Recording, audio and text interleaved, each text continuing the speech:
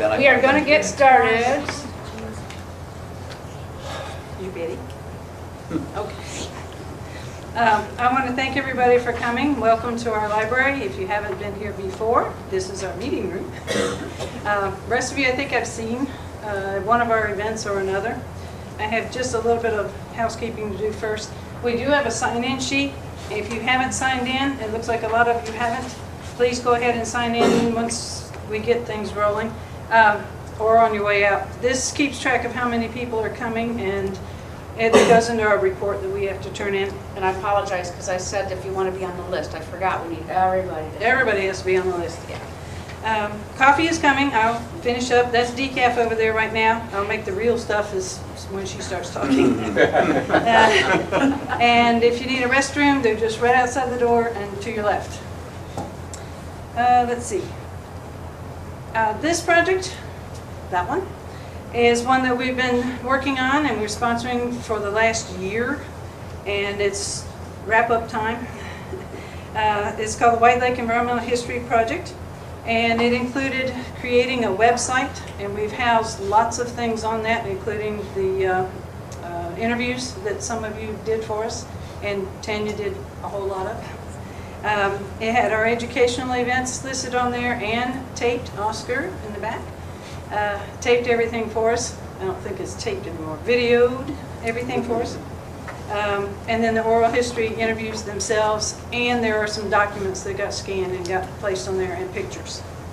The goal of the whole project, there goes my voice, was to examine and understand the impact of White Lake's environmental history on the community. That was the main goal. Mine was to find out, okay, what happened before I got here.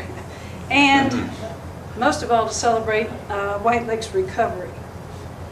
We are completing the first stage of the project at the end of May, which this wraps that up just about.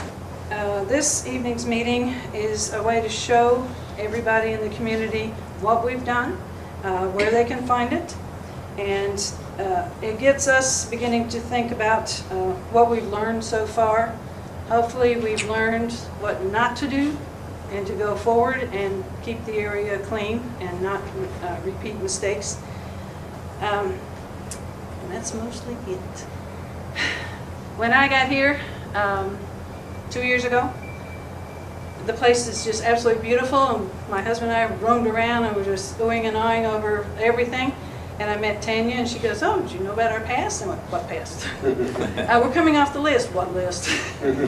So she has talked to me and got me involved in this project, and she's been kind of a mentor for me to learn about the area, and she's been the underpinning of this whole project. So she's going to tell you the rest of the story. Paul Hardy, right? Yes. So anyway, thank you, Shelley. I know you've got to make coffee now, but Shelley always downplays her role in this project. When I talked about this project and described it to her, kind of the ideas I had, she said, yes. You know, I'll take it to the board, and the board will say yes, and the board did say yes. So and she's been doing everything right along, so just a wonderful addition to the community. The oral history interviews, the goal is really just to get an idea of what was on people, to the best of our ability, what was on people's minds when we went through kind of the 50s, 60s, 70s, 80s. You know, if you've lived here all your life, you might think you know that, but I know I didn't, and I wanted to find out a little bit more about what happened. I wanted to hear stories, and what I have learned so far is that what happened is a whole lot different than what I thought. And when you hear it from people firsthand. And keep in mind, too, that a lot of the people who are talking will talk about things. These are not necessarily factual things, you know. We're not going to research and say, you know, this person had the wrong date or this person said the wrong thing about that. These are people's memories, their viewpoints, and the idea was to get a diverse group of viewpoints. So people who worked at the chemical companies, business people, people who were local activists, people who were maybe standing on the sidelines and wondering, just to tell us, you know, well, what were your thoughts? And so we actually had a committee. I've got a few people here. Terry, you want to stand up? Who actually helped with the interviewing. Terry, Bruce. Halfway stand. I don't get one. Margot Hain is not here, his wife. Who else? Well, Dan Yakes is on our advisory committee. Roger's on the committee. Deb Hayes. Yes. And so, and we came up with, we went through a training and came up with questions, and for the most part, we had kind of a core group of questions that we asked everybody, unless we tried to get information about that individual. If we knew that they worked at a company or they had a specific experience, then we, went down that path too. We've interviewed over 30 people. We've learned a lot. Oscar Oswald, who's done all the videoing. They need to come up with a better word.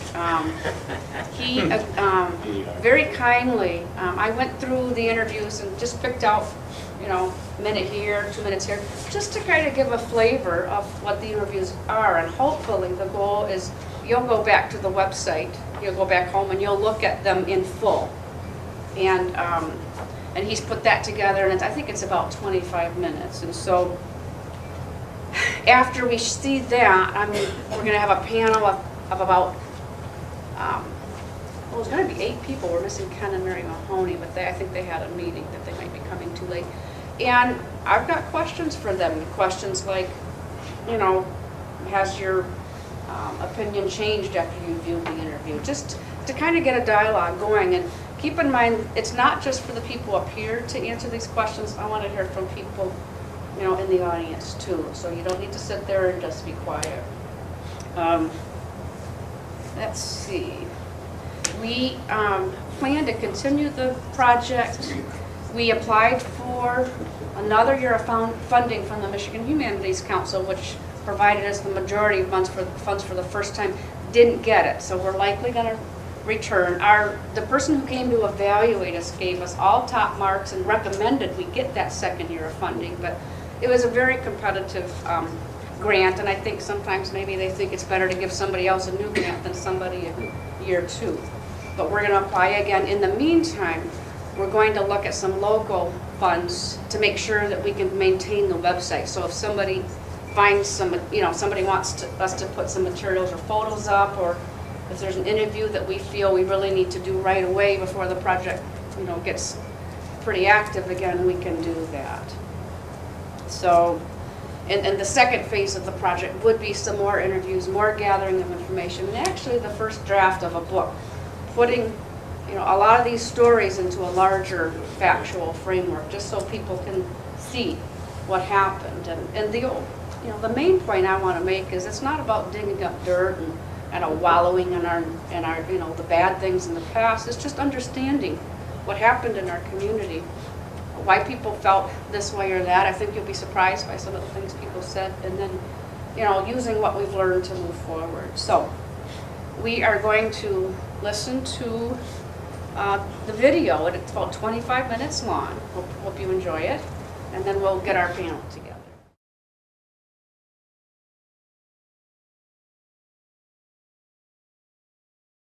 When they tanned with natural materials,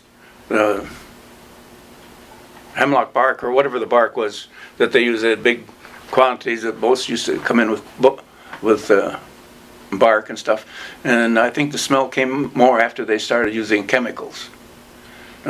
That's what I was told. Interesting. Wow. And I was thinking when it comes out of the tannery, it would come out like a big whoosh. Sometimes. The lagoons, the smell. It's kind of like the... Well, anyway, nobody likes a tannery. Oh, except the workers. And as we talked against the tannery, it was never against anything like that, because it was just the smell. People worked there, and they were probably accustomed to it. But anyway, if you're in a picture, when Jerry had a boat, and we went along the shore, and this was on the shore where they were dumping into the lake, And so I asked Janet the other day, I says, can Jerry dig up a couple of those pictures? Oh my. And Okay. they're- All right. How did the changes affect you and your family or your business if you had one? well, it really ruined the business. I mean, that part that people couldn't take it. That's Did you take any action during the time of pollution, such as writing letters or contacting government officials? I have a file. make a copy of that one. From 1975. We have stuff in our in our house. We did, but when we moved to the condo, I think between Debbie and Janet, they have most of that stuff. Hid someplace, but that's where I got it, was from Janet. What kind of stuff? Did you write letters to the city or I to... have them. Oh, yeah. City council. Mostly, I think, mostly our personal letters. I used to go to the meetings. It was between the DNR and the tannery on the pollution. That I can't remember exactly. It was in Grand Rapids or at Kellogg Center at Kalamazoo and so forth. Going, and then all of a sudden, the next meeting was in Ironwood, western part of the Upper Peninsula. I think they just didn't want me to come anymore. That's the hint I got. Maybe that might not be it, but that's just the feeling I got. Were they accommodating when you had these meetings? Did they listen to you? Did you believe that they were going to do anything to better it? Oh, they were always going to, yeah, but just the DNR, they got along good. I'll put. Were you, when you were young, let's say before you started working at the tannery, were you aware of White Lake's pollution problems? Absolutely not. Okay. And of course, a lot of the pollution problems I've talked about since are false. When did you first start hearing about pollution in the lake? Well, I didn't hear about pollution in the lake till I started working in the tannery. Okay. Then I heard complaints about people talking about tannery polluting the lake. In fact, while I was working at the early days at the tannery, I got a call from a lady in Montague that said she heard that we were throwing spoiled hides in the lake. And I said to her, listen, lady, we couldn't afford to throw spoiled hides in the lake because we have a hard time getting any hides.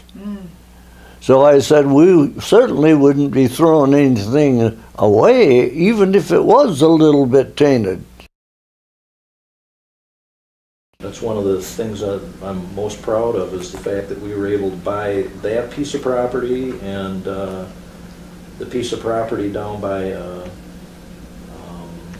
by the mill pond? by the mill pond there.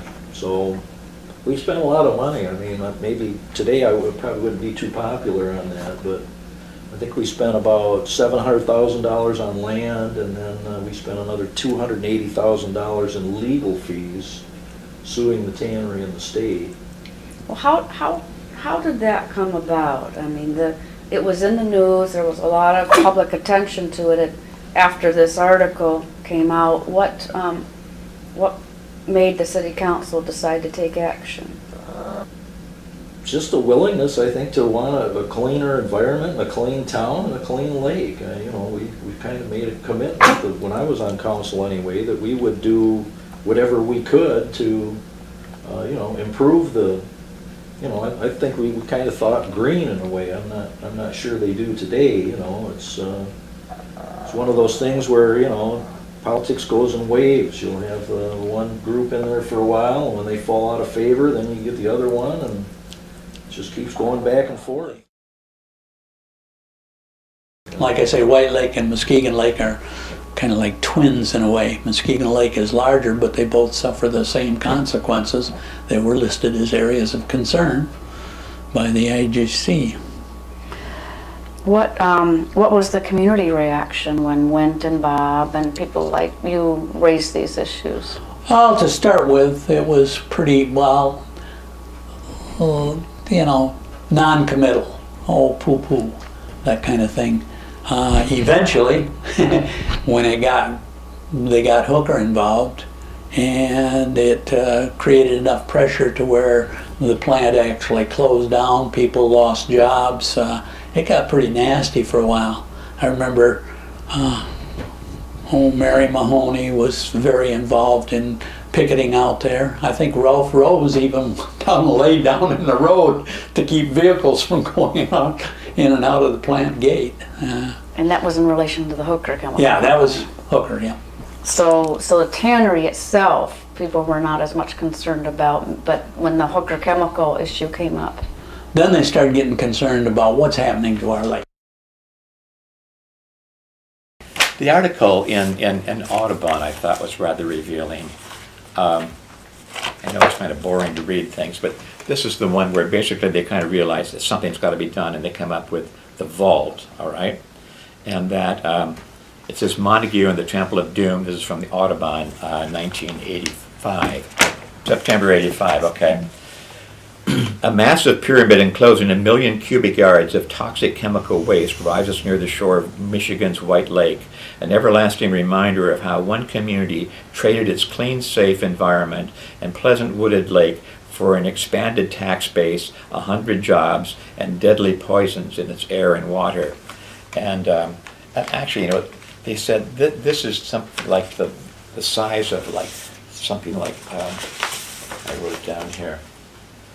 The base is 800 feet square. It's the size of 14 football fields. And that's the Temple of Doom. And, you know, I sometimes feel like we all should go out and walk around it about every 3 years as a reminder of what's out there. And it's not something that's disappeared, it's there. And in this Audubon article, there's cross sections, etc. It's built like an Aztec temple with different layers, etc. And it's amazing. Just the perspective that I gained from this is that we just need to be responsible with what we do, whether it could be anything from a citizen, you know, throwing trash out of their car, causing that kind of a environmental eyesore, to industry behaving in a responsible way. I think that White Lake is becoming a very healthy lake. I think fishing has improved. I think if you listen to the people from Grand Valley, they'll tell you that it's much healthier, and I think it's come a long way, and it's done very well. And it still has a ways to go, but I think that it has. We've gained an awful lot, and we've come a long way, and I think we're a long ways back towards being able to. And it was my thing at one time. I tried to get everyone to put on White Lake the Beautiful on their stationery, because if you don't blow your own horn, who's going to? And the cities, the townships, the businesses, everyone should have that on their envelopes, their letters, Whitehall on White Lake the Beautiful, Montague, and so on. Because if we don't say that, who else is going to? And I think we need to work to overcome that image of having a bad environmental image, because we have come a long way.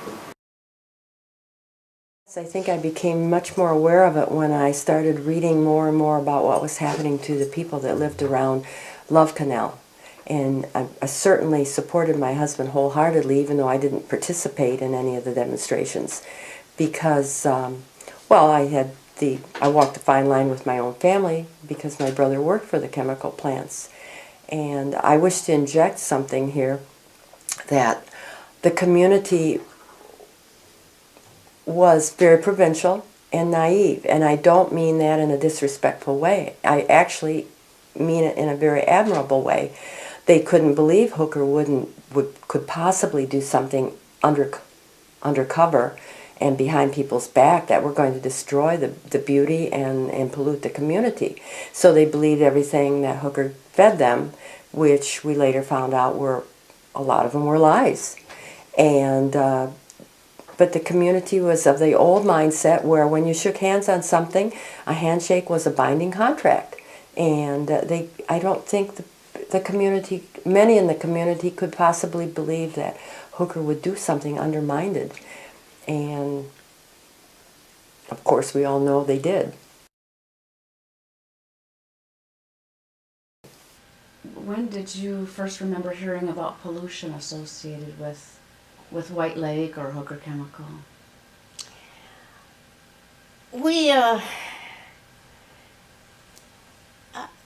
I don't exactly know how to answer that question. I guess after the plant became operational, we knew intellectually that where there were chemical industries, there were pollutions. At that time, we still thought of things going away. We weren't aware that there is no away. And I think that there was a definite loyalty of employees to their employer. People didn't switch jobs. They stayed with the one company and were promoted from within. It was totally different at that time. And growing up in Niagara Falls, where pollution was just a way of life. When did you become aware of pollution issues related to White Lake? I was pretty young when we always knew Hooker. We didn't know the extent of the problems that they were creating, but they had emissions that we could smell. Our driveway's half-mile long, so there's certain things that didn't come in this far, but we could smell. It was kind of a sweet smell, and when we smelled the emissions, my mom would call, and Mrs. Johnson, I remember, were the ladies in the neighborhood that mostly would call to alert them that, you know, maybe they had a problem. So They called Hooker Chemical? I think there was a Mr. Colpois that they talked to. I can't think of his first name, but that was his name. Mr. Colpois was kind of their PR man, so. Oh, Dwayne Colpois. Okay, all right. The plant manager. Right. Were you aware of any other effects from the pollution? I know we heard people talk about trees that were damaged by pollution discharges. I was pretty young when that happened, but I do remember it. We had taken a trip as a family to the UP. My dad always wanted to go up north if we went anywhere. If we weren't at the cottage, we'd take a little trip once in a great while. Normally we're just happy to be here, but yeah, we came home and everything was brown from Old Channel Trail, like halfway to the lake up our property. Everything had been, it wasn't, I'm not sure that it was all defoliated, but everything turned brown. The pine needles turned brown, and a lot of our pine trees never came back.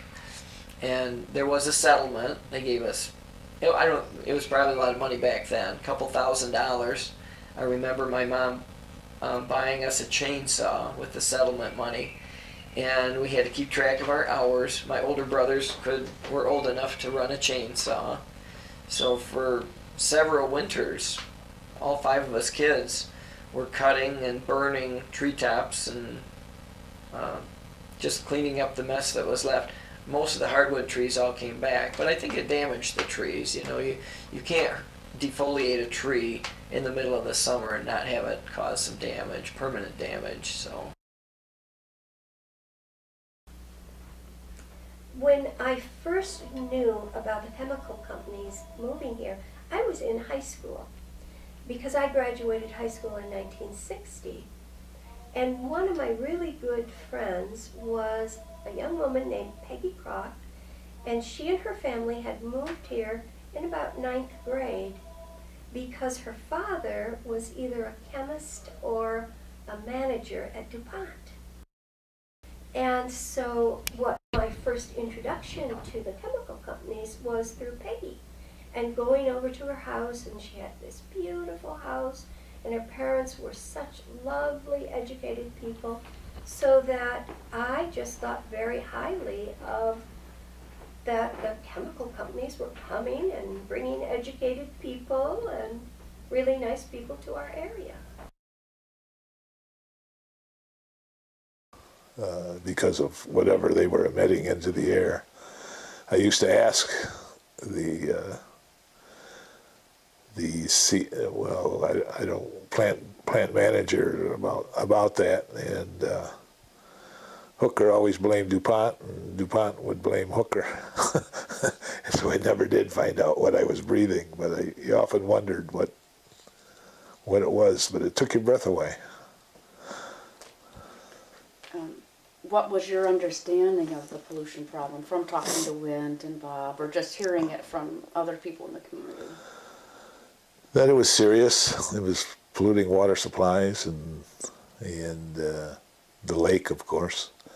And the type of pollution in the lake was, not the fertilizer stuff, but things you couldn't see, and contaminating, fish and wildlife, and might be a permanent situation. Of the Observer, yes, that's right. All the articles were written about Hooker coming in, and the mentions of my grandfather here and there, because he started a group called the White Lake Improvement Association, which was 13 property owners to fight Hooker. Of course, he had the most to lose because Hooker had purchased the property, which was Dowie Point, the old Dowie property, which was purchased from Dowie by Struven. So Struven actually owned the property that was right next to his, that included Dowie Point. And so he had the most to lose if there was going to be a factory built right next to his home on the bluff and our cottage down there. So he started the White Lake Improvement Association, which was 13 land property owners. And I'm sure his main concern, of course, was the value of this property, and so were the other ones. But he also, I know, was thinking about the environment, because I just know who he is. And there was one quote where he said they wanted to make sure that the lake stayed good for boating and fishing and recreation. So I'm sure that's what he's thinking of, was the environmental impact. I would go ahead and say it was probably even when I was like 11 or 12 when I first came up here. You weren't that aware of anything, but I could just remember the smell at certain times if you were laying in bed and the wind was blowing in a certain direction. You could go ahead and smell it, or when you'd be driving by on the road if the wind was in the right direction. What did it smell like? Well, I'm going to go ahead and for me, I guess what I remember is just, if you drove through Gary, you have a chemical smell. It was that kind. It was just not a pleasant smell. I think that would be the best way of describing, at least from what I can remember. And as a young boy, you noticed that, but you didn't really associate it with pollution? Not really. All you knew is that the chemical companies, were here, and you just knew it wasn't a great smell, but you would that was just part of the area. For 98% of the time, or 99% of the time, it wasn't even a factor, for me anyways, in being here. Yeah, there was mistakes made at that time. Well, as a worker, did you ever wonder about the practices, or did you just trust that they knew what they were doing? No, it didn't bother us any. We knew that if we had a chlorine leak, that you had to fix it right quick, because chlorine is deadly, and we had gas masks we could wear, and So there's 4 chemicals, fluorine, chlorine, bromine, and iodine, that are the most deadly chemicals. And we had fluorine in our reactor, in DuPont, and we made chlorine at Hooker. So we had 2 of the most deadly chemicals known to man, and we handled them good. Like I say, occasionally we had a leak, but we fixed it. And other than that, nobody had any concern about their health. I'm 76, so I guess if anybody should be dead, I should be dead by now if, if those chemicals were something that was going to kill you down the road. When you put things out back at Hooker, did anybody raise questions about that? No. And what did you think of the job? Was it a good job? I loved the job. I probably had, if I was younger and didn't have a family, I might have gone into total chemistry. Did you have that kind of a background for the job? No, just went in and learned. Do you remember, or are you comfortable sharing your pay rate? Or?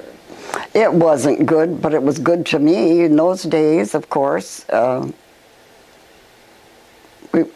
I say, I was raised during the Depression, and that money was good. And it was for everyone. There wasn't a lot of money around at that time either, when I first was employed there. Do you remember when that may have been? I think it was about 1958 when I was there first. See, Hooker was very young at that time in the area. Do you recall any of your first thoughts when you heard of DuPont and, well, actually Hooker Chemical and some of the other chemical companies coming to town? Of course, it was a good thing for Montague. Everybody was welcoming. Do you remember anything that people said, or? No, I don't. Not particularly.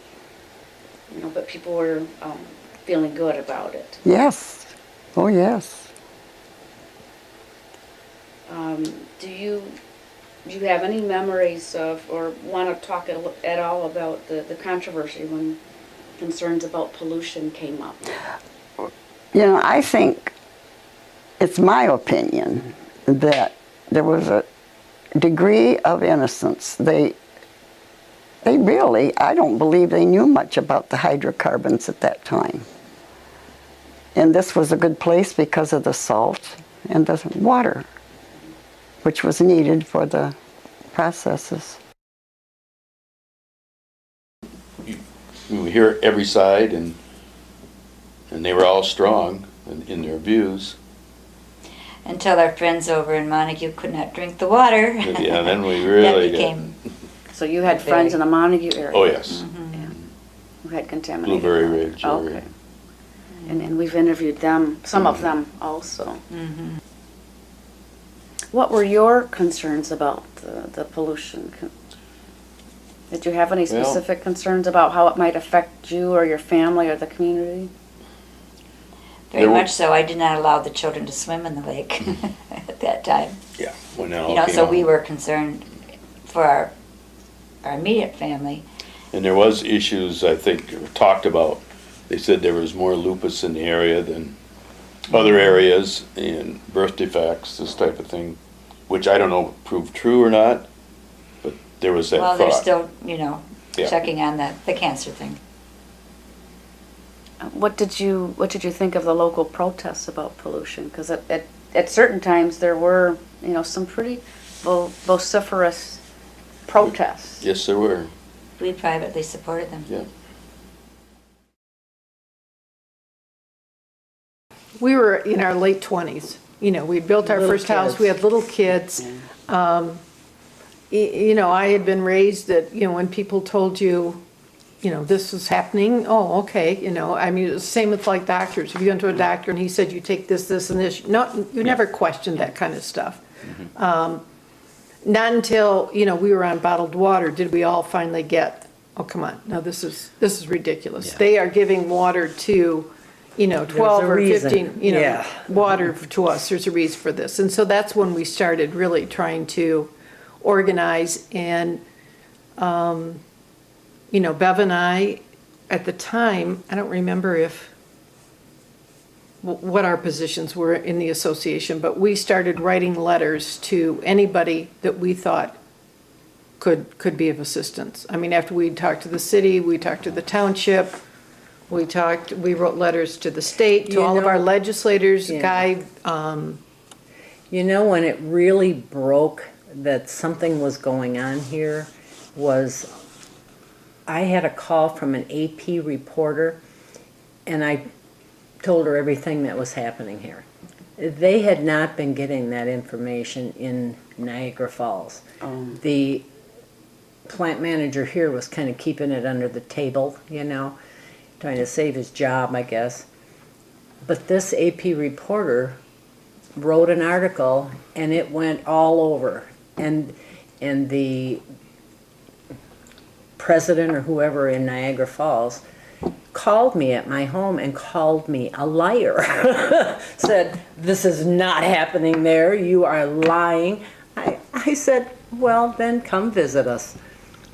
And remember, he came out, and then all of a sudden they started getting very, very nice to us, and he realized the plant was in deep trouble, and his plant manager had not been giving them all the information. Did you have another time where there was a leak where you had to evacuate? Yeah, this one was interesting. It was after my father first started working there, and it was a Sunday afternoon. And when we were kids, my folks never went to movies. We got TVs, they never went to movies. Entertainment was a kind of fun thing, was take a ride.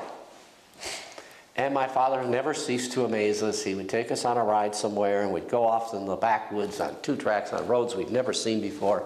I mean, we knew the lakeshore all the way to Ludington. I knew every 2 track and every road north of Montague all the way to Ludington from a kid. But you go off toward Mesquite or Newego and those areas out there, he would take us off in those directions, and he hunted and fished out there. And we had hardly ever been there. We'd go to beautiful rollaways over the Muskegon River. We'd take rides. Well, all of a sudden, we get a phone call, and he answers the phone, and and okay, kids, we're going for a ride. We took off. Jumped in the car, yay, we took off, because we knew if we took off on a ride, we'd end up someplace where we'd either get a nice meal or some hot fudge sundae or something like that. It was kind of cool. And it must have been during school. It must have been in the fall or spring. I can't remember which. So we took off on this unexpected, boom, ride. Well, it was fun.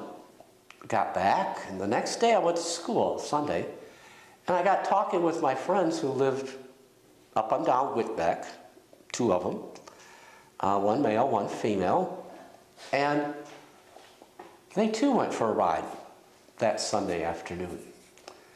And we started asking questions. Of course, we were like, 7, 8, 9, we were pretty precocious, and there had been a leak. And so they had called the employees that lived, of course, the prevailing wind is out of the south, and we lived north of Hooker on Whitbeck.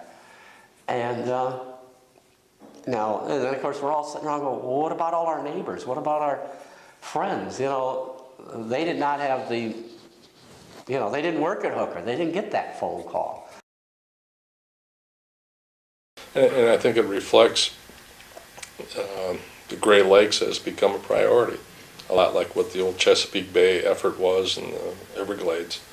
The Great Lakes Restoration Initiative, federal Congress and the agencies are putting in their effort to restore, and delist these areas of concern around the Great Lakes. So it's showing the results of that effort, and that hasn't necessarily just been because they recognize that. The community, people around the Great Lakes, our public advisory councils all play a role in that, of sending that message to our elected officials. You have the money. It's where you're putting it. It's the priority. That's important. let's take care of this, let's get this taken care of. It's been 87, that's 26 years. I never thought it would take that long. I never in a heartbeat thought it would take, when we started in the 90s. I kind of figured, maybe 2005, but boy, it's 12 years, and there's no way it could take that long. So what do you hope this project brings to future residents? Well, what I'm hoping is that, you know, we were put on the map for pollution in the late 70s and early 80s. We were put on the national map. We were a poster child for pollution. And, you know, it's just what happened. I'd like us to be back on the map as a poster child for recovery. And I would like this book to lay out that story. I would think going back to hers, you know, it has to be a local vigilance on things. You can't assume that the state and federal government or even local government is going to protect the environment. You have to be vigilant. There are agencies, they will help you, but they don't have the wherewithal normally nor the concern unless you squawk. Yeah, and I think the other thing is, don't worry, you know, if you think, oh, well, you're not educated enough to do this. If you know right and wrong, and do whatever you can do to make phone calls or whatever. You can see definitely some distinct perspectives coming out. So I was very glad, for example, that the workers actually did agree to speak to me, the ones that some of them didn't. But I just said to them, I said, you know, I'm going to follow your lead. If you want to talk about the positive aspects of working there, that's fine. And if it's okay for me to ask about the pollution issues, you know, I'll do that. But if it's not, you know, and then some of the people that I called and talked to were not interested in participating. So anyway, we can have our panel sit up here, and you guys can grab something to drink if you want. Starting at the right, we have Dan Yates, who is former professor of history at MCC and has written so many history books I couldn't name them anymore. As soon as he's done with one, he's involved with another. 4 in the project. 4, okay. He's been an advisor on our project, which we've been very grateful for. Dan Dewar is a newcomer and has been on the Fruitland Township Board and is also a member of the White Lake Public Advisory Council working to clean up the lake. Roger, what to say about Roger? Oh boy, where do you start? Yeah. Roger is historian for the White Lake Area Historical Society, and he served as one of our advisory committee members. Claire Schlapp also was on our advisory committee and is a member of the White Lake Public Advisory Council. Norm, I think, was a member of our advisory council. I don't know, did you come? Yeah, he was. And then Norm, I know he did. I'm just teasing him. He did miss a few. And Norm is former. Trying to retire. Former city of Whitehall mayor and a lot of other things. And then Dan Parker is. How long have you been back in the area? 10 years. I didn't know. I know it. Yeah. I've been back 10 years, but yeah. From Well, Europe. Dan actually I met years ago when I was involved with local environmental things, and he was from Spring Lake, but he's a Montague boy. You probably recognize him seeing him on the video, and very active in local environmental issues. So we've got a whole bunch of questions, and we don't have to use them unless we need to, but Shelley and I put together a whole bunch just because we didn't want to sit here and struggle with questions. So first question is, has viewing, and we did encourage them to look at all the interviews too. So we told them there was going to be a test. So first question is, has viewing the interviews changed your attitudes or opinions about what happened during the chemical industrial pollution area? And who would like to just jump right in? Might as well. I think it's reinforced some things. There were the comment that was made by the Mahonies, and I wish they were here because Mary along with Ralph Rose, are two of the people that went to jail, laying down in front of the trucks. That it was an abomination. The judge ordered the stuff that had been hauled away from Hooker brought back from the other side of the state. And as you told me, I didn't say in my interview, no one went to jail. The judge should have gone to jail. And it's interesting. I met a fellow who works for Spectrum Health, which is the medical examiner for Muskegon County, and he said, I'm from Whitehall. He said, oh, do you know the Mahonies? I said, yeah. And he says, I'll never forget 7th grade algebra, or 8th or something. He said, my instructor, Mr. Mahoney, got called out of class. He had to go and bail his wife out of jail. And it was Hooker. We found out that that was an urban myth, because we asked Mary about that on the interview. She said she had planned on it. They had decided she was going to be, and Ralph Rose said, no, I will do it. So Ralph Rose did it. But they weren't going to actually arrest him because he was a judge.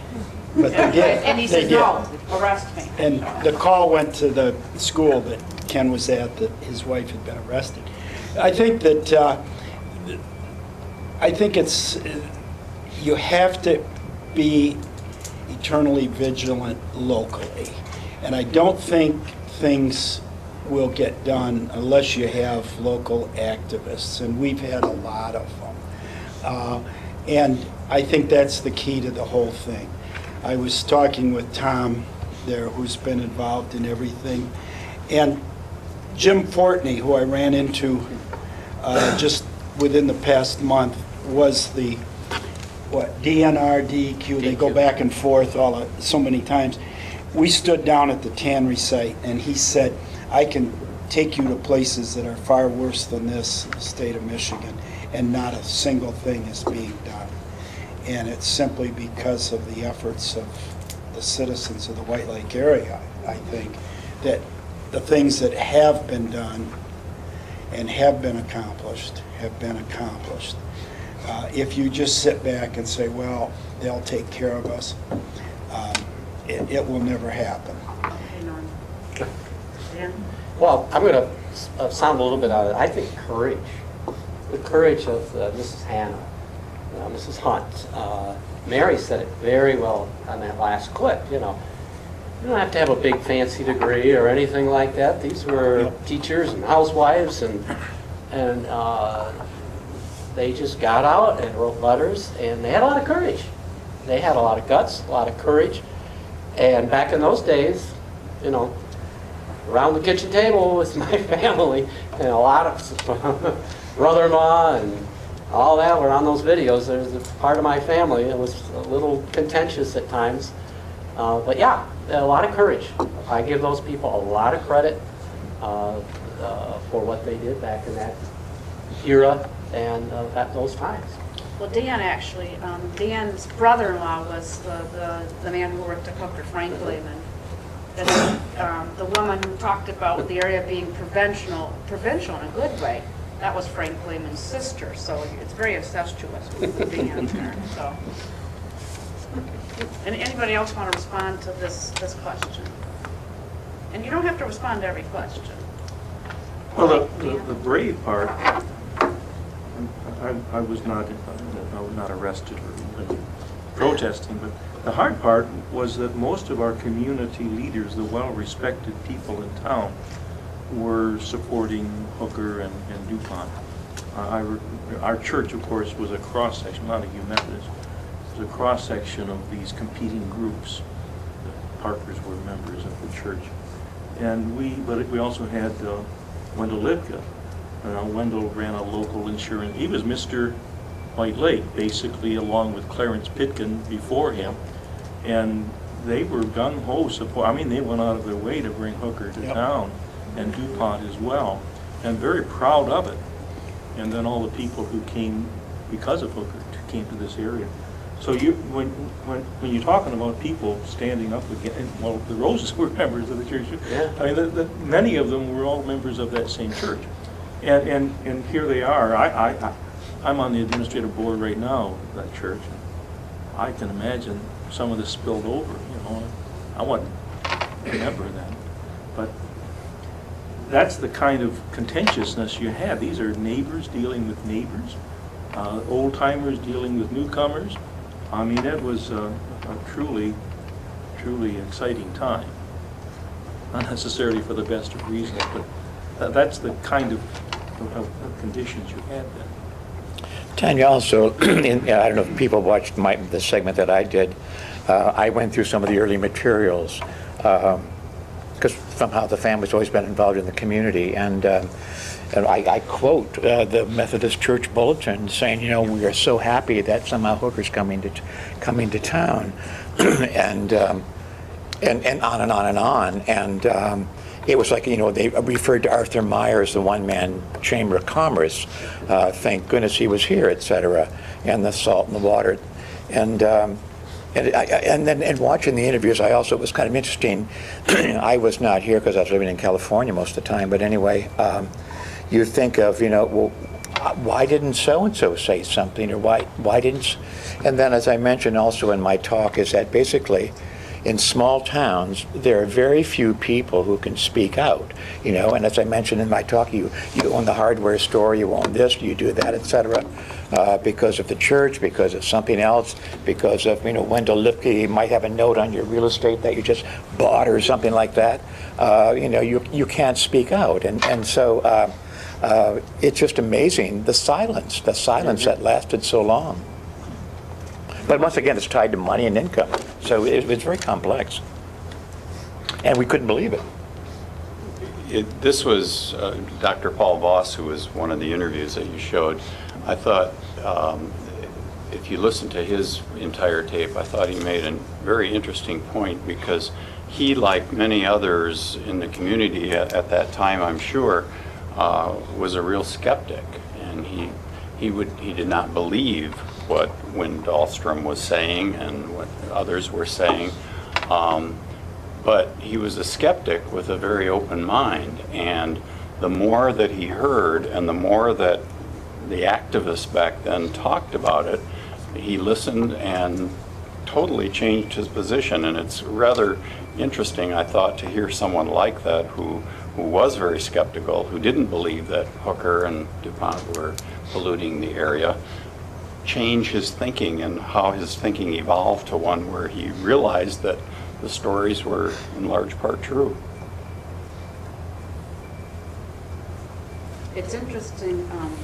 It's interesting to go through all the interviews, because sometimes you'll see, you know, it's human nature, but you'll see some contradictions in it too. You know, where somebody might have been impressed with the, you know, the citizen activism is what, you know, helped them change their mind. But then at the end of the interview, when you ask, well, what do you think needs to be done, you know, that same person might say, I don't like these citizen groups. You know, they're not putting those two things together. So when I was watching Chick Calliwert's interview, I had this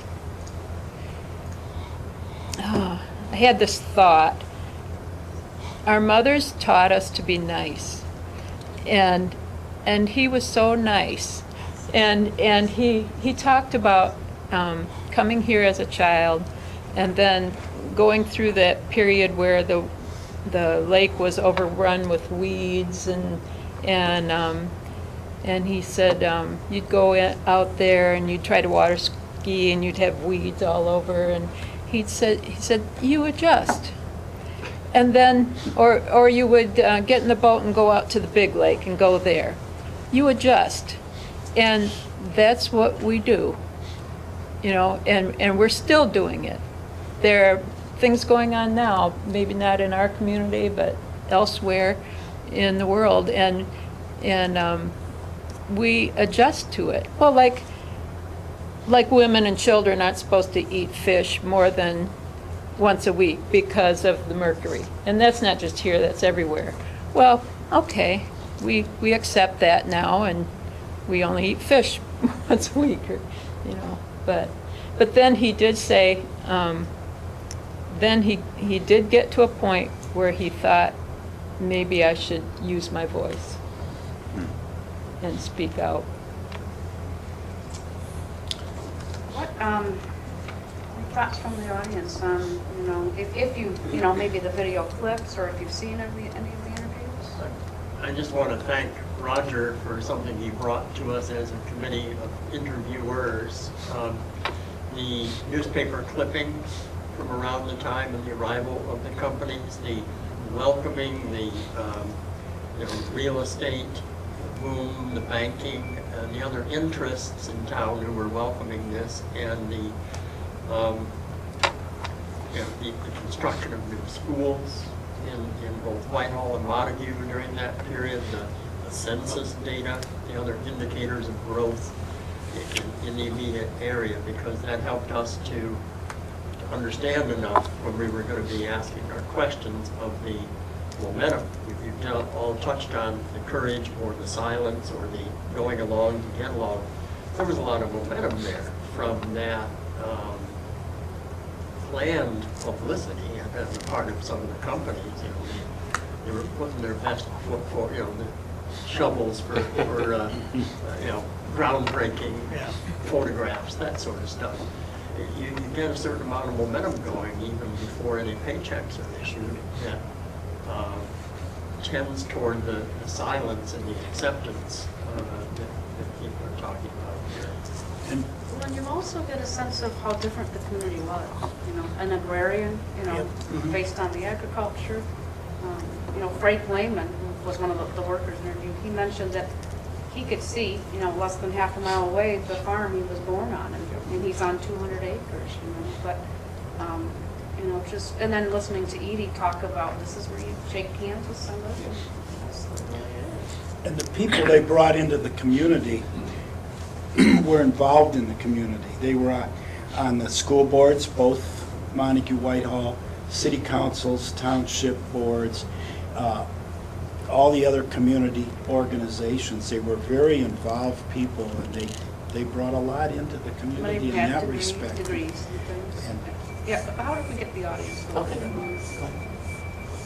One more quick thing, as a hooker kid, that's my tag on there.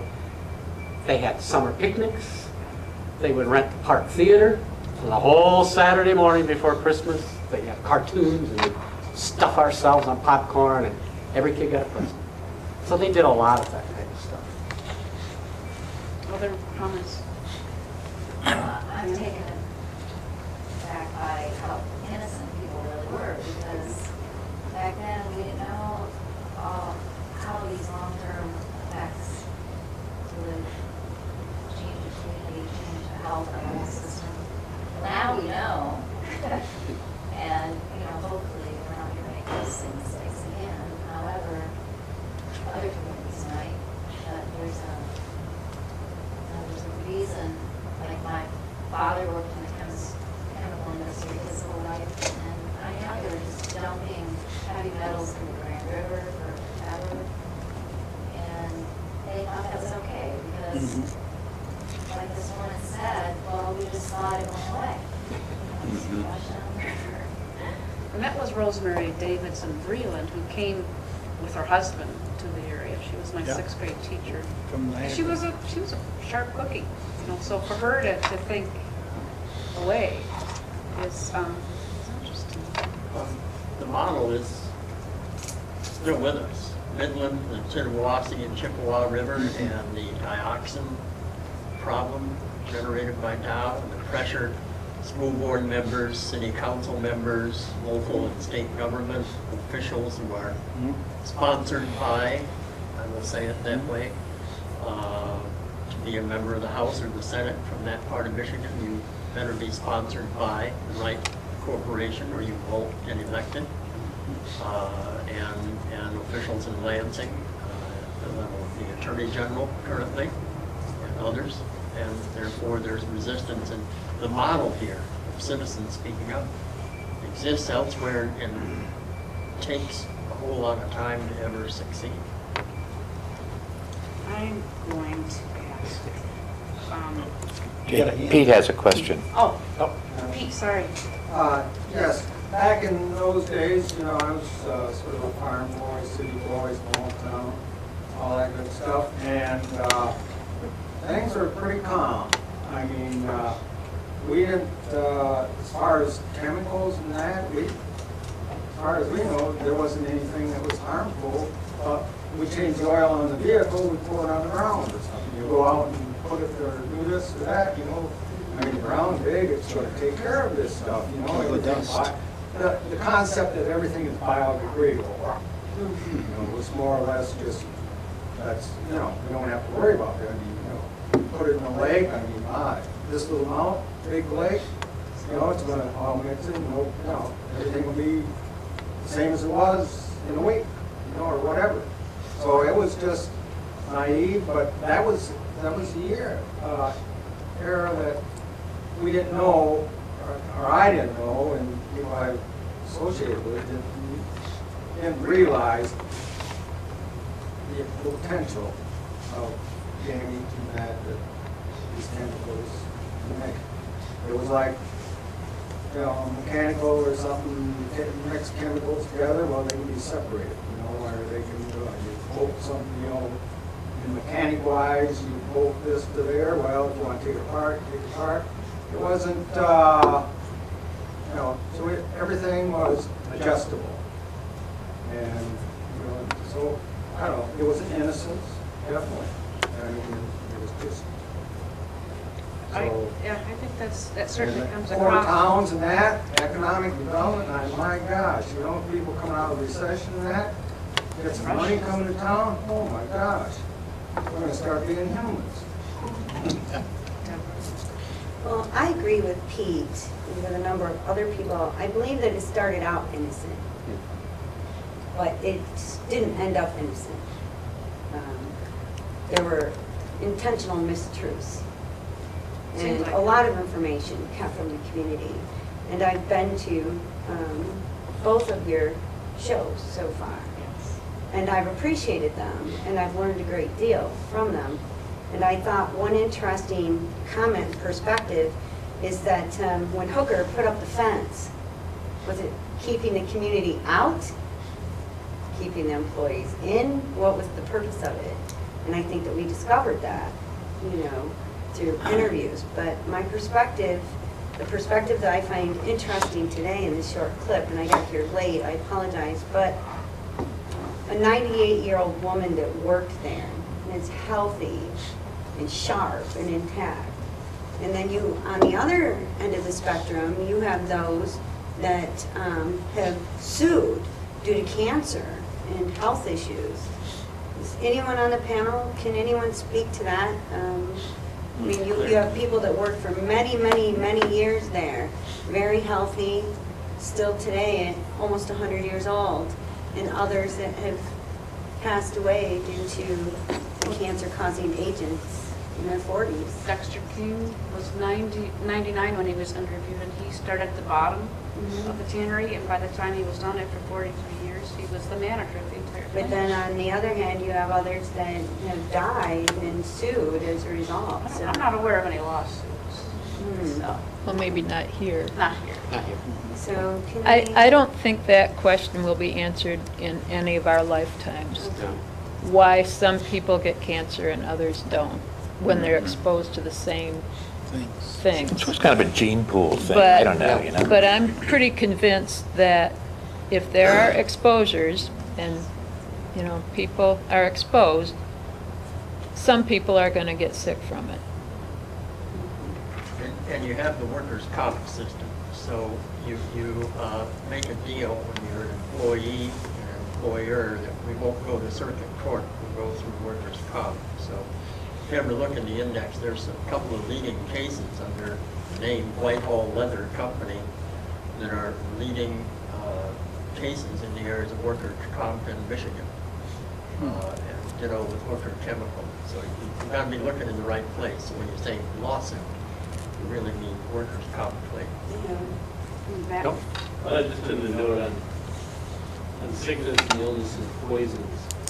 If you're working at a place that's processing this stuff and it's there, and as one of the people mentioned, they had gas masks to put on if they thought they would do. You're there, and there's some degree of effort made to offer you protections against the things that are around there, because they're aware that they're there. But outside the fence, the citizenry out there is like, everything must be fine there, and I don't have to worry about it. I'm hundreds of yards away from this, and they're exposed to almost identical things, but they're never reaching for a gas mask. They're never saying, what am I ingesting into my body? How much of this am I drinking? A little bit of water. I mean, these kinds of things. So, you know, it's not uncommon at all to have, and I don't know the history of illness in this area, but it's not uncommon at all to have workers at a plant perfectly healthy and have people in the community not from the exact same thing, because the workers are not exposed to it by design. If they were all getting sick, the plant would have to answer for that. Although when I've talked to epidemiologists, they usually say, in general, according to our standards, OSHA, workers are the most exposed, you know, and depending on whether they use the equipment, just because our standards allow for higher exposures of chemicals to the workers and always have. But, you know, but it is really, you know, there's so much in our lifestyle. Studies of workers, they will usually admit that there's this thing called the healthy worker effect, which they're generally healthier anyway than the regular population because they're healthy enough to be working. So you have that. And also we're finding out now that how much more vulnerable children are, because they can be exposed to the same thing in the air, but pound for pound, it's a higher dosage. They're developing to them. They're still developing too. Steve, did you have something?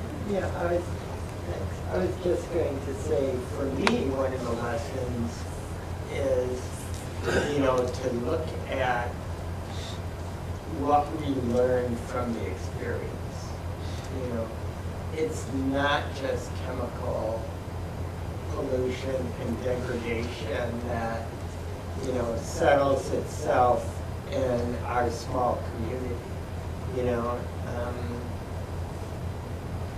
jobs, and people start selling, whether they're clean air, or they're clean water, or their neighborhoods, or the quality of their town, you know, for jobs. I get it. I need to work just like anybody else does.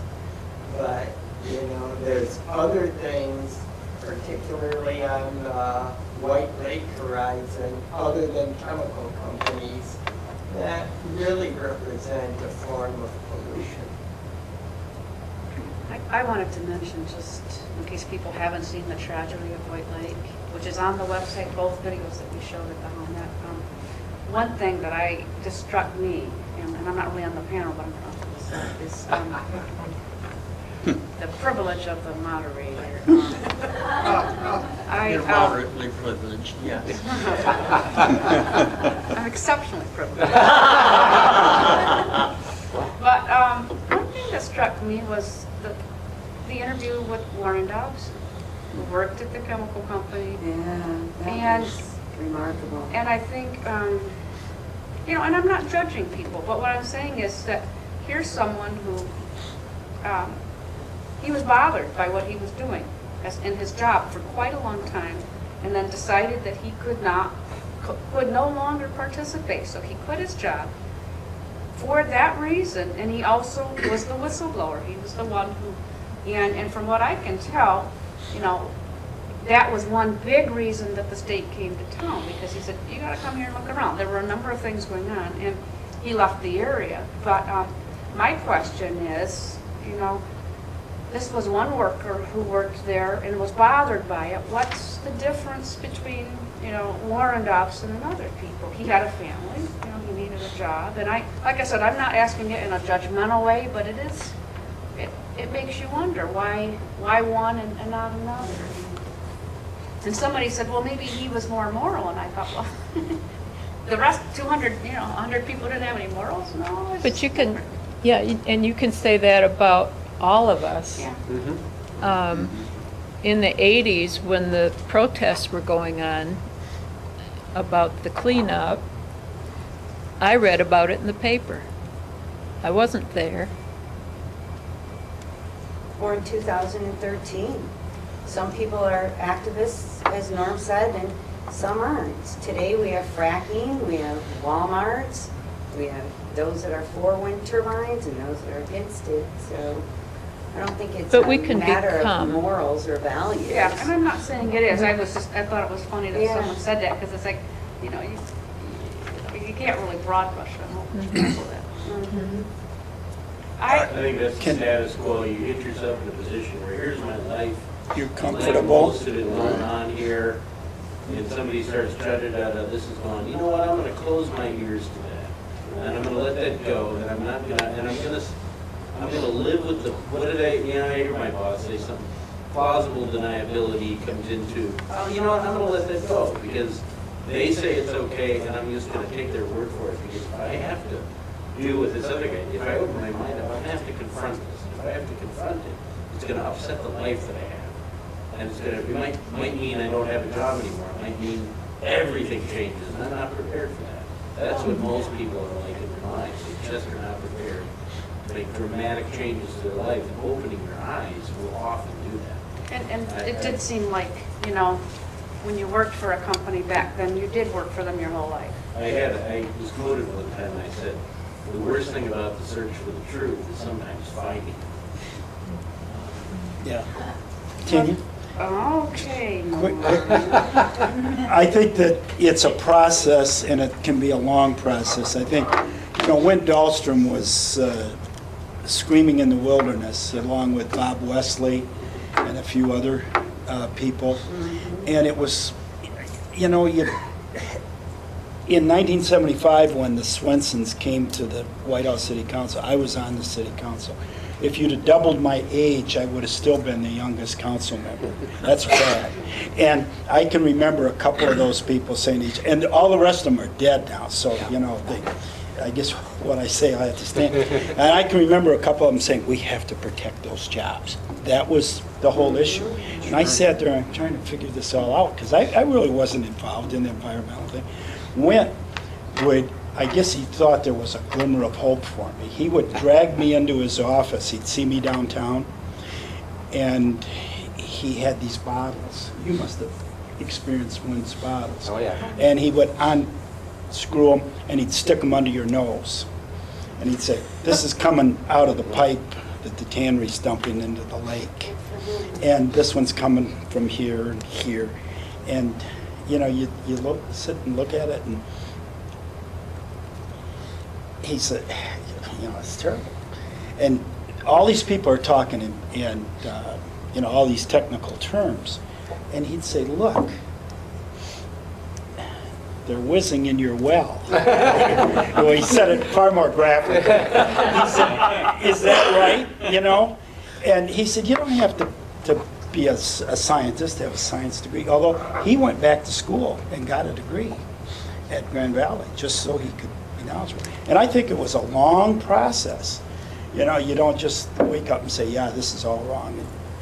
And I guess I've gotten to the point now where I find it hard to believe anything the government says. I really am there. And you know, I don't trust any of those people anymore. If they tell me something that that sheet of paper is white, I'm going to ask a couple people to confirm it. That's the way it is. Yeah, my comment would be you know, picking up what was said over there, that you know, the whole, when it's all said and done, there's a responsibility to community, and you must speak out, and that somehow you have an obligation to speak out, and that somehow, you know, I look around the room, I have white hair. I mean, what are all these old people doing in this room talking about, you know, the environment? Basically, how many more years do we have left, and where are the young people? And hello, I'm young, yeah, it's amazing what the camera did to you when you looked at your face and thought, oh my God, is that me? But anyway, who's that guy? Yeah, who is that wrinkled old dude? It's horrible. God. But anyway, you know, the idea that somehow speaking out, you must speak out in the community involvement, and if there's anything that's going to come through, it's that you must do that. And you know, I can't do that because I'm 36 years old. I have 3 children. My wife works, and you know, everyone's too busy to do something. And also, you know, if you do get involved, you know, what's going to happen when you go to church on Sunday, or when you go down to the store, when you go down to the coffee, whatever kind of thing. You know, I made the comment in my interview, you know, you go down to the coffee house in the morning, they're all there talking. Would they come to a city council meeting and say something if you've been in a city council? No. And the answer is, you must do that. Yes, thank you. Well, that's what it is.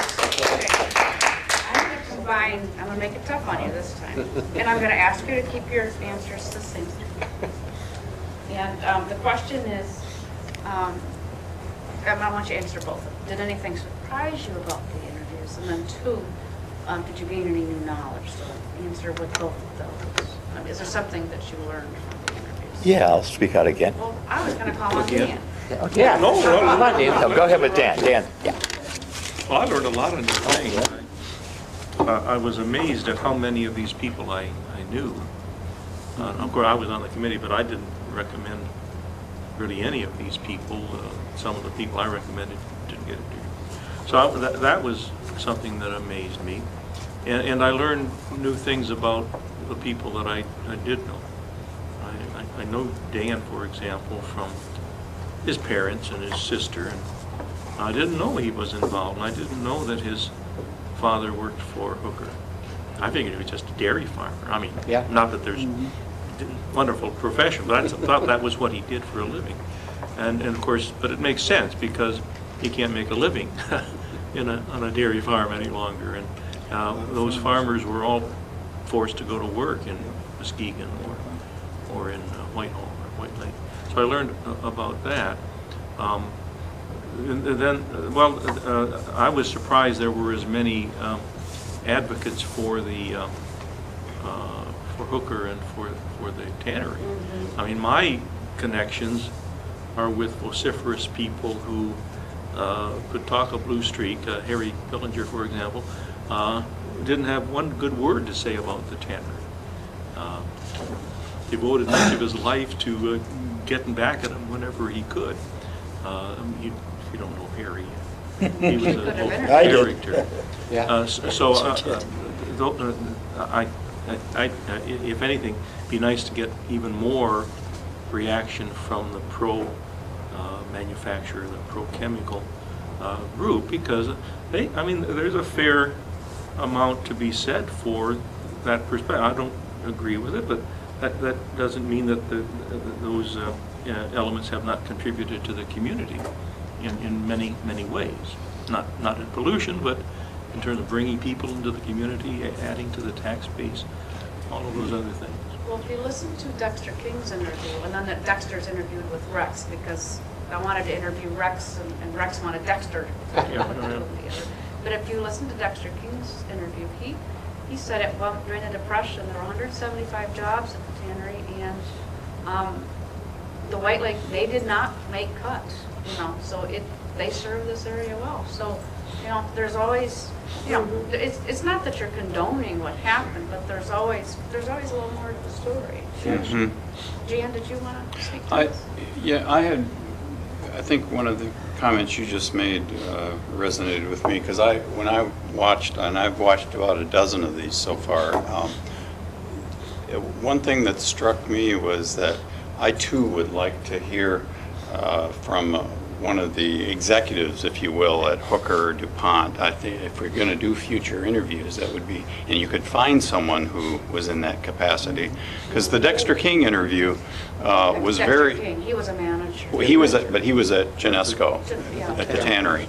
But there was nobody, none of the key management personnel. I don't even know if they're around. Boyce was the plant manager. He's no longer alive. And then the DuPont, even the more recent ones have not, they're not likely to. I mean, I know some of the more recent ones from the 80s, and so we're going to keep trying. You ask about surprising things, and I think it was actually Dan's tape that probably threw me the biggest curveball. When you told the story about, the Sunday afternoon rides, and the fact that only you and the Hooker families your father and the Hooker families were notified of that. And we were talking about this a little bit before the session tonight, but it struck me that a company could be that callous to knowing that there was a poisonous gas being released to only notify its employees and not notify the public at large.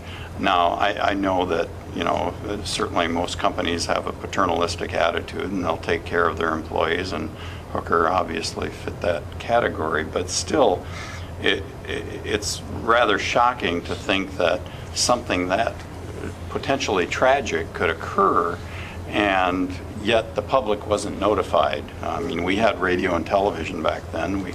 Something could have been done. It's just, I think that was one of the big surprises to me. It'd be interesting to talk to a management person back then and ask them, what were you thinking? Why didn't you let the public know more about what you knew? So. Although TV wasn't hugely in evidence in the 50s here. I mean, I mean, Not as much. Radio, but radio certainly was. Yeah. Radio, everyone listened to radio then. So that's right. We'll go to Claire and then back to Roger. If they had notified the public, then on their side, that's admitting they've done something wrong, and notifying the public they've done something wrong. Well, then you opened it up for all kinds of action to happen, and I'm sure they didn't want anything to happen. They might have had a panic. More than likely, they told their employees, "Now keep this under your hat, but go take a ride." To Claire and then back to Roger. Well, what you were saying made me think of, I just finished reading a book called Tom's River that I would recommend to everybody. I think it's Dan Fagan is the author. But it was really, that story really paralleled what we experienced here in the White Lake area. And the author really goes into depth to talk about what was going on. And there were things similar to this Sunday afternoon ride. There was a time when they knew that this one set of wells was contaminated, but it was summertime and water was always in short supply in the summertime, so they didn't tell anybody. Who's the author of that? Dan Fagan, I think, F-A-G-I-N, Tom's River.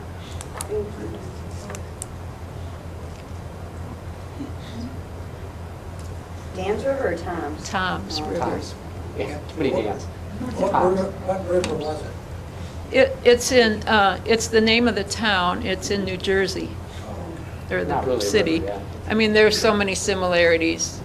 This was an experienced company that made dyes, Ciba, I think it's called. Spaghetti?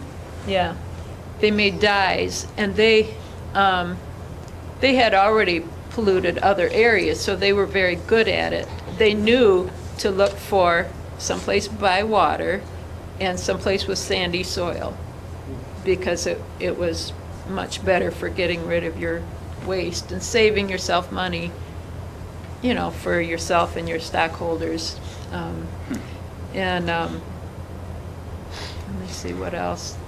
It just, they knew that if people don't see your factory, there's not as many complaints, so they had woods all around their factory, which made me think, well, that's kind of how DuPont was, you know. They were surrounded by woods, so you didn't really see that they were there. Tanya and I got involved with landfills. That first fight that we had that we were together on. Found what you said. There was an interesting white paper done by garbage industry consultant. And it said very succinctly, forget about the East Coast, forget about the West Coast, too many educated people. You go to small rural towns, you go to poor towns, where they, not a lot of activism, that type of thing. So they, Montague, you pick Montague, Whitehall, White Lake, conservative, loyal, naive people, and that's where, you would go. And that was, that paper came out, of course, you know, whistleblower type thing. I don't know if you remember that. Well, the term was Lulu's.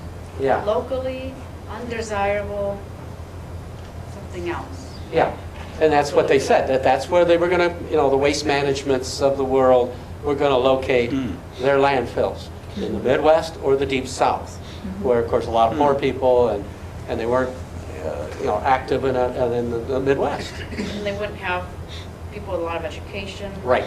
Lawyers that would rise up and organize opposition. But yeah, I thought this was a great, you know, back to the point of the question, I thought I would learn so much. The diversity of the people, and I brought back a lot of memories of some of the people that were there. By the way, Dexter King's wife was my cousin. So I had another relative. You're probably related to all. All of them, yeah. I did not know that. Yeah. For anybody who saw these, anything you learned or anything that surprised you, Tom? I need to pick up with Jan spoke about companies being Cali, what you're speaking about, where companies are located. There's a whole segment of fisheries history and everything that's not been brought out in the project. But I want to pick up on the company part.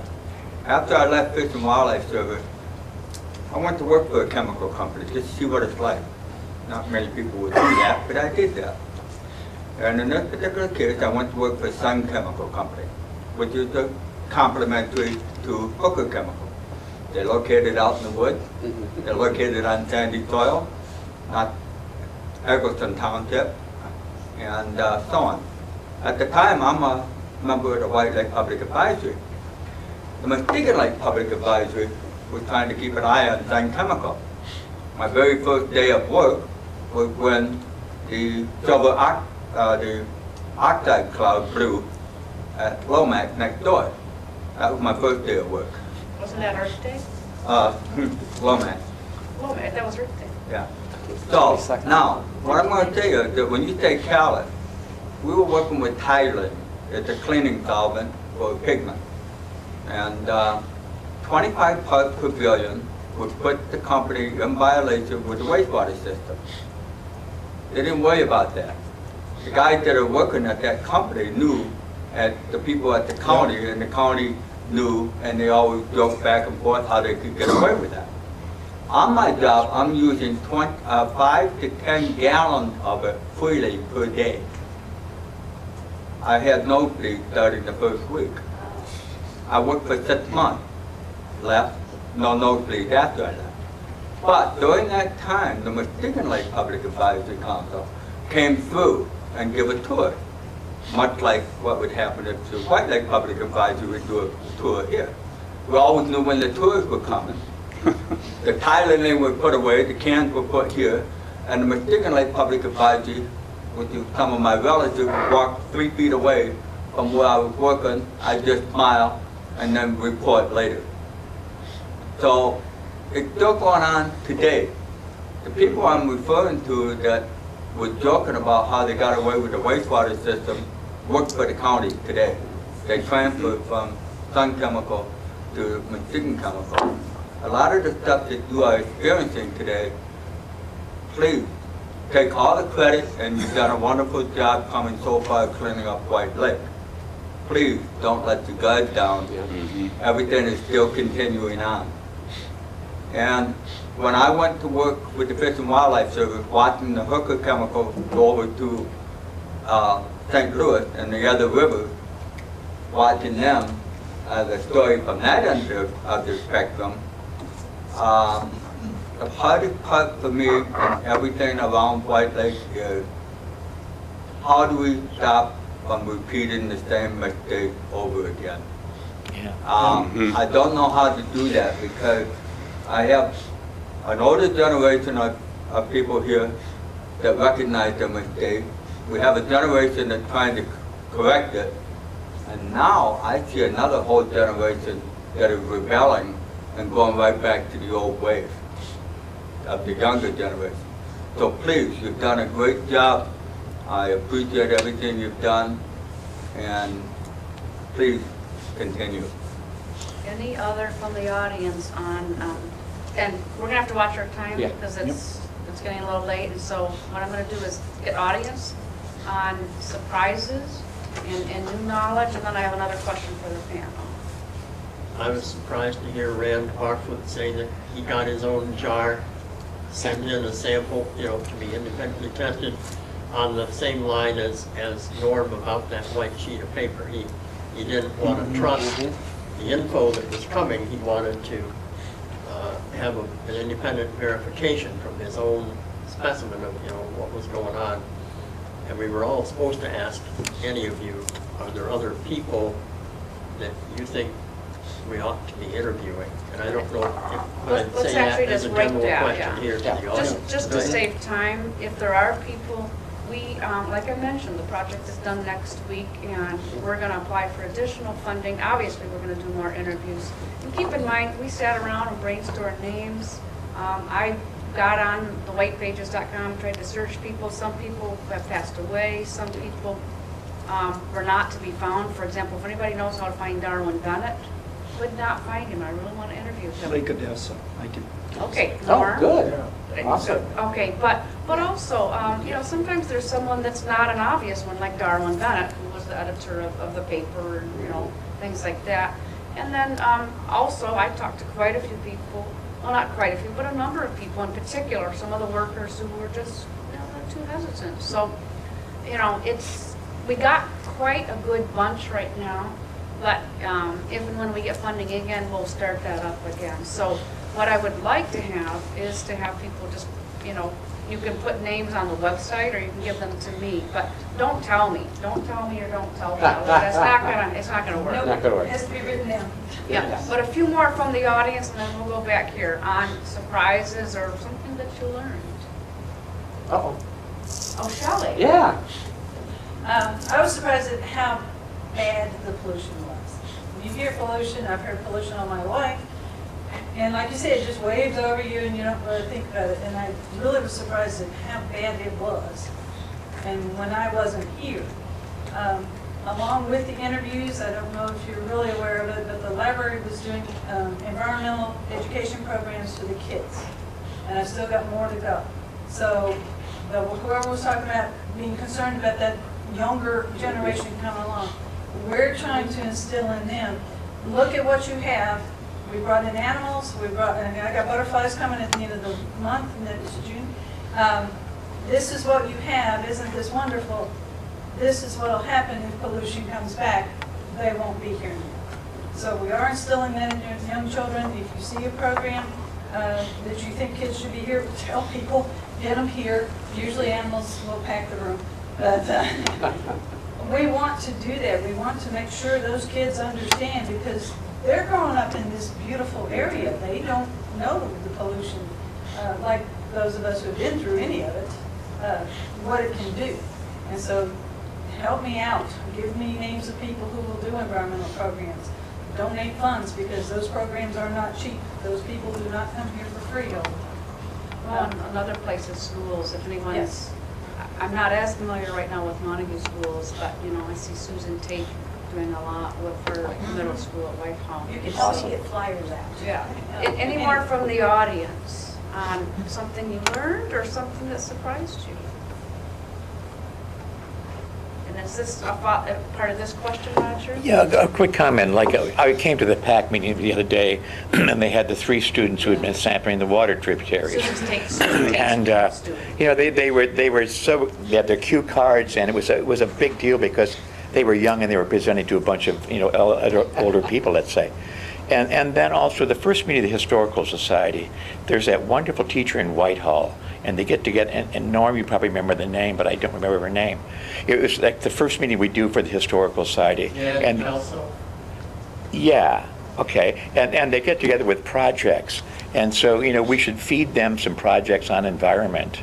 And the one kid gave a Sherman antitrust presentation. He's a sophomore in high school. I mean, I was amazed at the intelligence of those kids. It was great. Just done a super Dan, job. did you have something else? No, I'm just waiting for your next question. I have a bunch more questions, but we don't have time. Yeah. But I thought one question that I thought would be very useful to us is did the interviews raise questions that need answering? I mean, if we're going to look forward, to the next part of the project, did the interviews, did you end up having questions that you would like us to know? And who hasn't gone as much here? So I want to call on the quiet students. I'll get to the ones who raised their hand. Yeah, raise their hand right away. Me. Dan? Which Dan? This Dan? Okay, three Go Dans ahead. here. Go ahead. Well, not so much in the remarks, but I heard some of the panelists criticizing government as if the government was part of the problem. And I'm thinking back, this is the historian in me, to the early 20th century when we had a lot of the same problems nationally that we have today. And a president at the same time trying to cope with them by the name of Theodore Roosevelt, really our first environmentally conscious president. And a lot of the same problem, it's more than just environment. I mean, that's an important issue, obviously, but we've got this imbalance in wealth, for example, that was there the same. We have powerful corporations that manipulated things, and that day is banks and railroads and steel companies and so forth. And so his solution was the square deal. There are 4 parts to the square deal.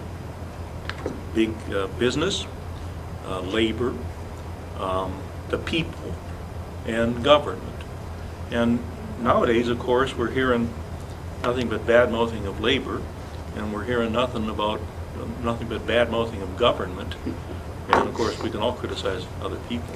But where are we going to get solutions? And the only answer I can come up with, people alone are not going to be able to stand up to these forces. We need government now. Right now, of course, we have people criticizing the government from both the left and the right. And what I'm arguing is we have to put faith, that's the only place I know of that's powerful enough at the national, state, and local level to do anything to help correct these problems. We haven't given enough credit to the governmental leaders who stood up and were willing to actually take a stand that might actually mean that they would lose their $500 a year job. I mean, local government is not getting paid. I mean, and even our state legislators are not all that well paid, considering what they could elsewhere be getting. So I think we need to give more credit to government, and we hear, I'm a pessimist, I'm an optimist. I'm a pejorist, that's me. I would like to be optimistic, but the realist in me says, forget that. I mean, but I really do hope that there is some silver lining somewhere out there that government can help us to bring these things back into balance. I'm not saying get rid of big business. I'm just saying got to work together.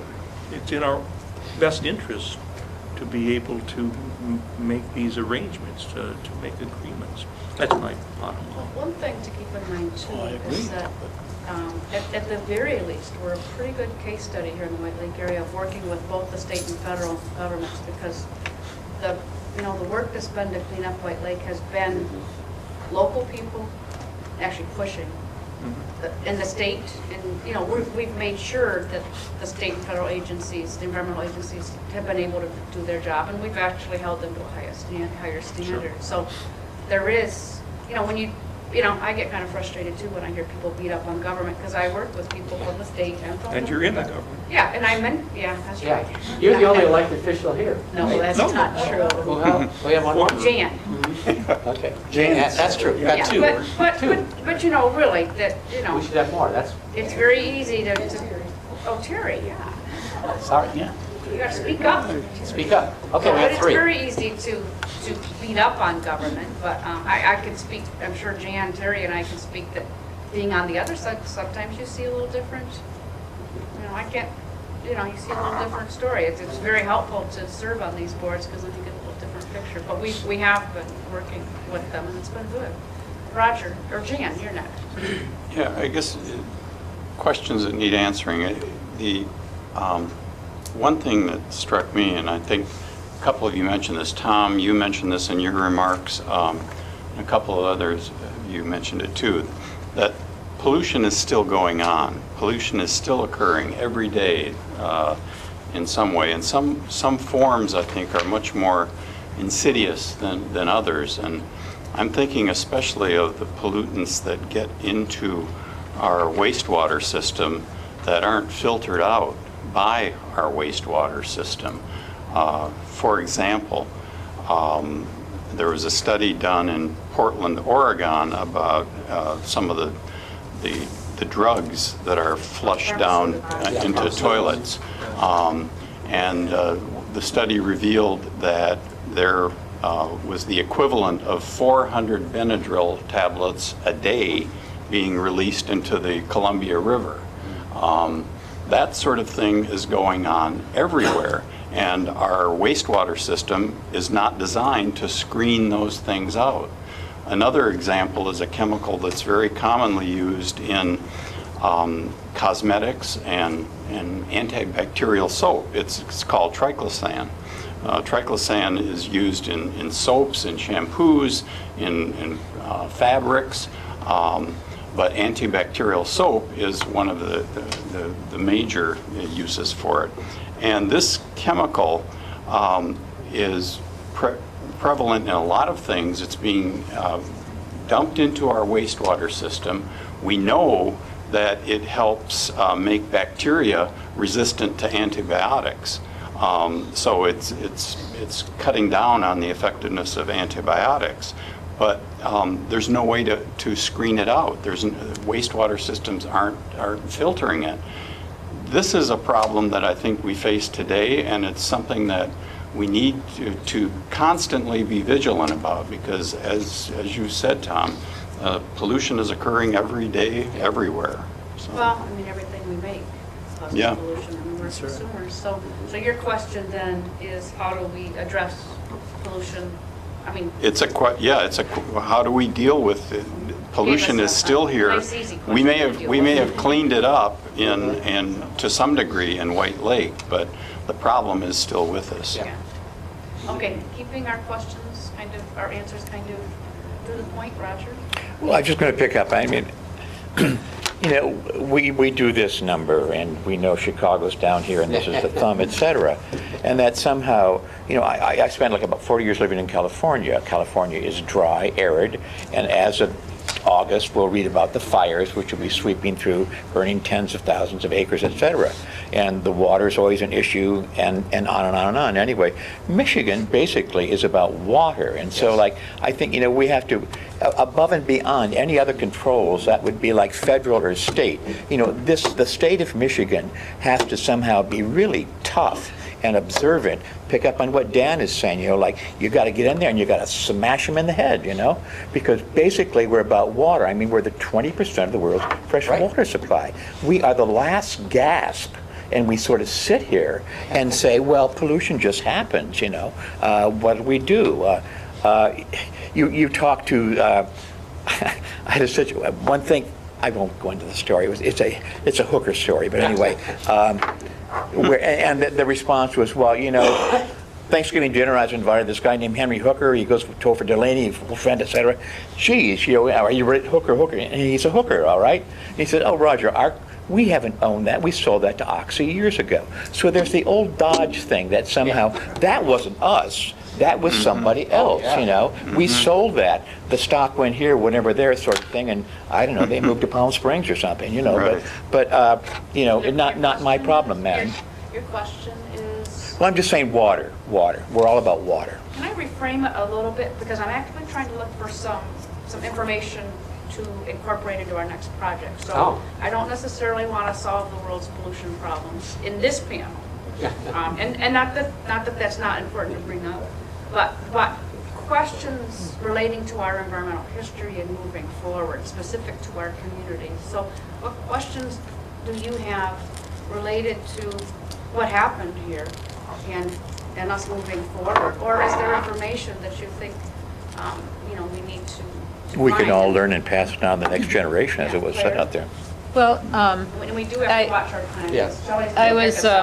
And I want to get to the audience. For 3 years, I worked on the White Lake Area Cancer Mapping Project, and we had lots of conversations with people. Everybody wanted to tell their stories. But I would say there were probably as many people who talked about they grew up on a farm where pesticides were used, or they grew up near a farm where pesticides were used. So questions about farming. Yes. Well, it's not just chemical companies here, it's pesticides. And I just wanted to point out in Greg Munn's interview, if you watch that, he talked about us being good stewards. And, you know, we don't need all these lawns around here. Yeah. You know, we need native plants. And so, you know, how can we be good stewards ourselves here? And we're watching the clock. I guess a couple of concerns I have going down to the futures, or into the futures. I had people, okay, is the DNR continuing to monitor existing industries in the area? I had, over the years, employees from every industry in this area tell me they always knew when they were going to be inspected. And I'm thinking, no, it can't be, but it was. Muskegon County, very cavalier when they created the county wastewater system. They said, come to Muskegon, we can treat your wastes. They were supposed to be monitoring all the industries. Didn't happen. It was not being done. I'd like to think the people that are there now are doing it, because they got themselves in some real trouble. And there are people getting bottled water because of the facility they ran outside of Whitehall. You don't hear much about it. One of the concerns I have long-term down the road is, and can we do anything about this? The power is shifting in Washington. As an area, we've had good support from both political party individuals in helping us with cleanup, but the power is shifting to the southwest. Roger mentioned, you know, we have the Great Lakes. What's going to happen when these people out there get desperate for water? There's some places that are now. The Midwest no longer has the clout in Washington it once had. And I have this reoccurring nightmare that they are going to be lusting after our water like we have pumped their oil up here, you know? And for down the road, is there anything, action we can take? What are we going to do about that? We're going to go to Dan. Okay. One of the organizations that always has intrigued me is the River Keepers. And these, of course, are Robert Kennedy Jr., I think, was started on the Hudson River in New York. And basically what they do, they have volunteers with boats, and they go out and they monitor pipes just like the supposed agencies are supposed to monitor the pipes. And they're out watching, and as you said, with the pollution, I mentioned an old friend a while back, Owen Davis. Lived in a bayou in Grand Haven area. And he was the Whit Dahlstrom of Grand Haven Spring Lake. Anyway, but he went all around that bayou and got everybody but one doctor to change their lawn treatment, as an example. He still wanted the green grass. But could possibly, and of course the River Keepers go with volunteers a lot, but they get a boat and they do stuff. And I don't want to turn into some sort of, power mad little type of organization, but could there be such a monitoring group? Similar, I mean, the PAC is obviously working with different, but a monitoring group and possibly go into the schools. But kind of the River Keeper concept of an activism type of a group to go out and watch, and watch and be proactive. Now, the audience, and this will be our last question, just because we're going to take our time, and then hopefully you'll help us through. But let me ask the question again. Did the interviews raise questions that need answering? Did the interviews, when you watched the interviews, did you end up having questions like, I'd like to know more about this, or you know, they brought up a story. I'd like to explore that a little bit more. I was struck by Rand Barfoot commenting, well, we spent $700,000 to acquire land, we spent another $280,000 for legal fees, and every time I did the math, it came real close to $1 million there from public money, Whitehall City Council funds. Yes. And I think it would be really hard for any council these days to do that and still stay in office. I think they'd get, you know, tarred and feathered or something equivalent, you know. Well, we spent Whitehall City Council spent quite a bit on our Green Street. On the Green Street. Yeah, absolutely. So there's still, we bought our attorney, who was one of the top environmental attorneys in the state, Mike Ortega. We bought him a lot of nice cars, sent his daughter to U of M through the medical school, but it was fine. I think it was a great thing to do because it put the city at the table with the DNR and Genesco. And if anyone wasn't happy about that, it was the state. They had a man from the AG's office who just sat there and glared. I want to toss Dan Parker's remark right back.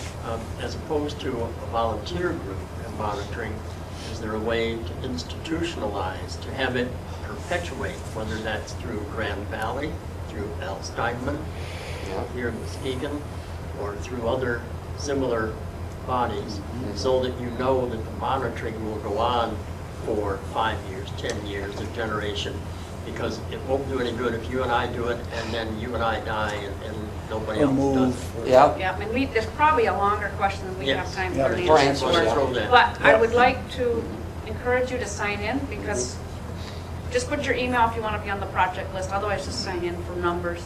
Have this that we are required to give to everybody at any one of our meetings to fill out. It's from the Michigan Humanities Council. By the way, Alcoa Helmnap, Friends of the White Lake Community Library, Montague Museum and Historical Association, White Lake Area Historical Society all contributed to the project. But these, please fill out. On the back, I would like you to do one more thing for me. And just, you know, if you haven't seen the interviews on the website, but from watching what you saw tonight, if you could put 2 or 3 just common themes that came across to you, that would be helpful to us. That's one more question I kind of wanted to get to that we didn't have time for. But, you know, what are the common themes that kind of ran through those interviews? And that would be really helpful to us as we look towards the next stage of the project. So I want to thank everybody for... One last thing. Wait. Let me say my last thing. And then it's about you. Yeah. No, nothing about me. No, I just want to thank the panelists for thank you. I know Dan came here and he was studying all day those interviews because he doesn't have a computer at home, and appreciate driving her staff crazy, right? Appreciate what they're doing and appreciate and we're on the website, which is restoringwhitelake.com. There's a feedback button. You know, if you go home and you have some thoughts, you know, not even related to the questions, you know, give us your feedback. We'd certainly like to hear this. This is kind of the start of the project for us. So, surveys, and then now what? Tanya, I really think that White Lake has had a tremendous cleanup, and it's come a long way, and it's been because of all the people that were involved in it. And I think if it hadn't been for the citizens, the people living here, and their efforts, it would not have happened. I really, really honestly believe that. Tom, you, and all the other folks and the people in this room are here because they are interested, they care, and that's what did it. I think we would have gotten something. But it would have never been what it not what we needed. And we're not done yet. And we're not done. No. Remember, folks, still DuPont to deal with. Yes. Well, and a few others. And so. some others. Anyway, thank you very much, and help us finish up with the refreshments. And as you leave, come by and look at my little booklet that we're publishing. It's a listing of organic farmers in the area. So no pesticides in here.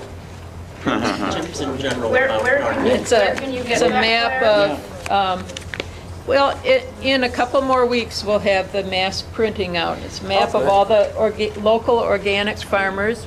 Our own are Mund Farm, Semmelbauer Farm, Shoals, September's Herbs and Produce, Diana Jansek's And where are they farm. going to be? Where can you get them? We're gonna, if you have any ideas where you would like to see them distributed, let me know. If you want to be a supporter and have your name on the back page, then you'd have to see me tonight about that, because tomorrow's our deadline for that. Farmers market, yeah. Yeah, I don't know if they have any organic.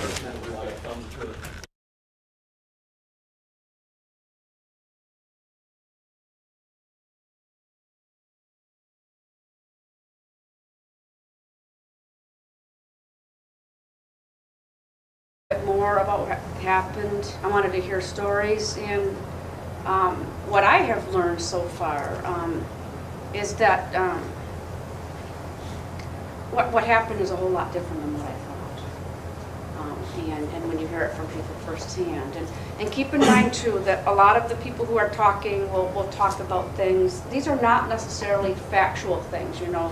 We're not going to research and say, you know, this person had the wrong date or this person said the wrong thing about that. These are people's memories, their viewpoints, and the idea was to get a diverse group of viewpoints. So people who worked at the chemical companies, business people, people who were local activists, people who were maybe standing on the sidelines and wondering, just to tell us, you know, well, what were your thoughts? And so we actually had a committee. I've got a few people here. Terry, you want to stand up?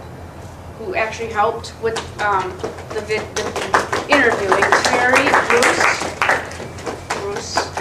Halfway, Margot Hain is not here, his wife. Who else? Well, Dan Yates is on our advisory committee. Roger's on the committee. Deb Hayes. Yes. And so, and we came up with, we went through a training and came up with questions, and for the most part, we had kind of a core group of questions that we asked everybody, unless we tried to get information about that individual. If we knew that they worked at a company or they had a specific experience, then we, you know, went down that path too. We've interviewed over 30 people. We've learned a lot. Oscar Osbo, who's done all the videoing. They need to come up with a better word. He very kindly, I went through the interviews and just picked out, you know, a minute here, 2 minutes here, just to kind of give a flavor of what the interviews are. And hopefully the goal is you'll go back to the website, you'll go back home and you'll look at them in full. And he's put that together, and I think it's about 25 minutes. And so after we see that, I mean, we're going to have a panel of about, well, it's going to be 8 people. We're missing Ken and Mary Mahoney, but I think they had a meeting that they might be coming too late.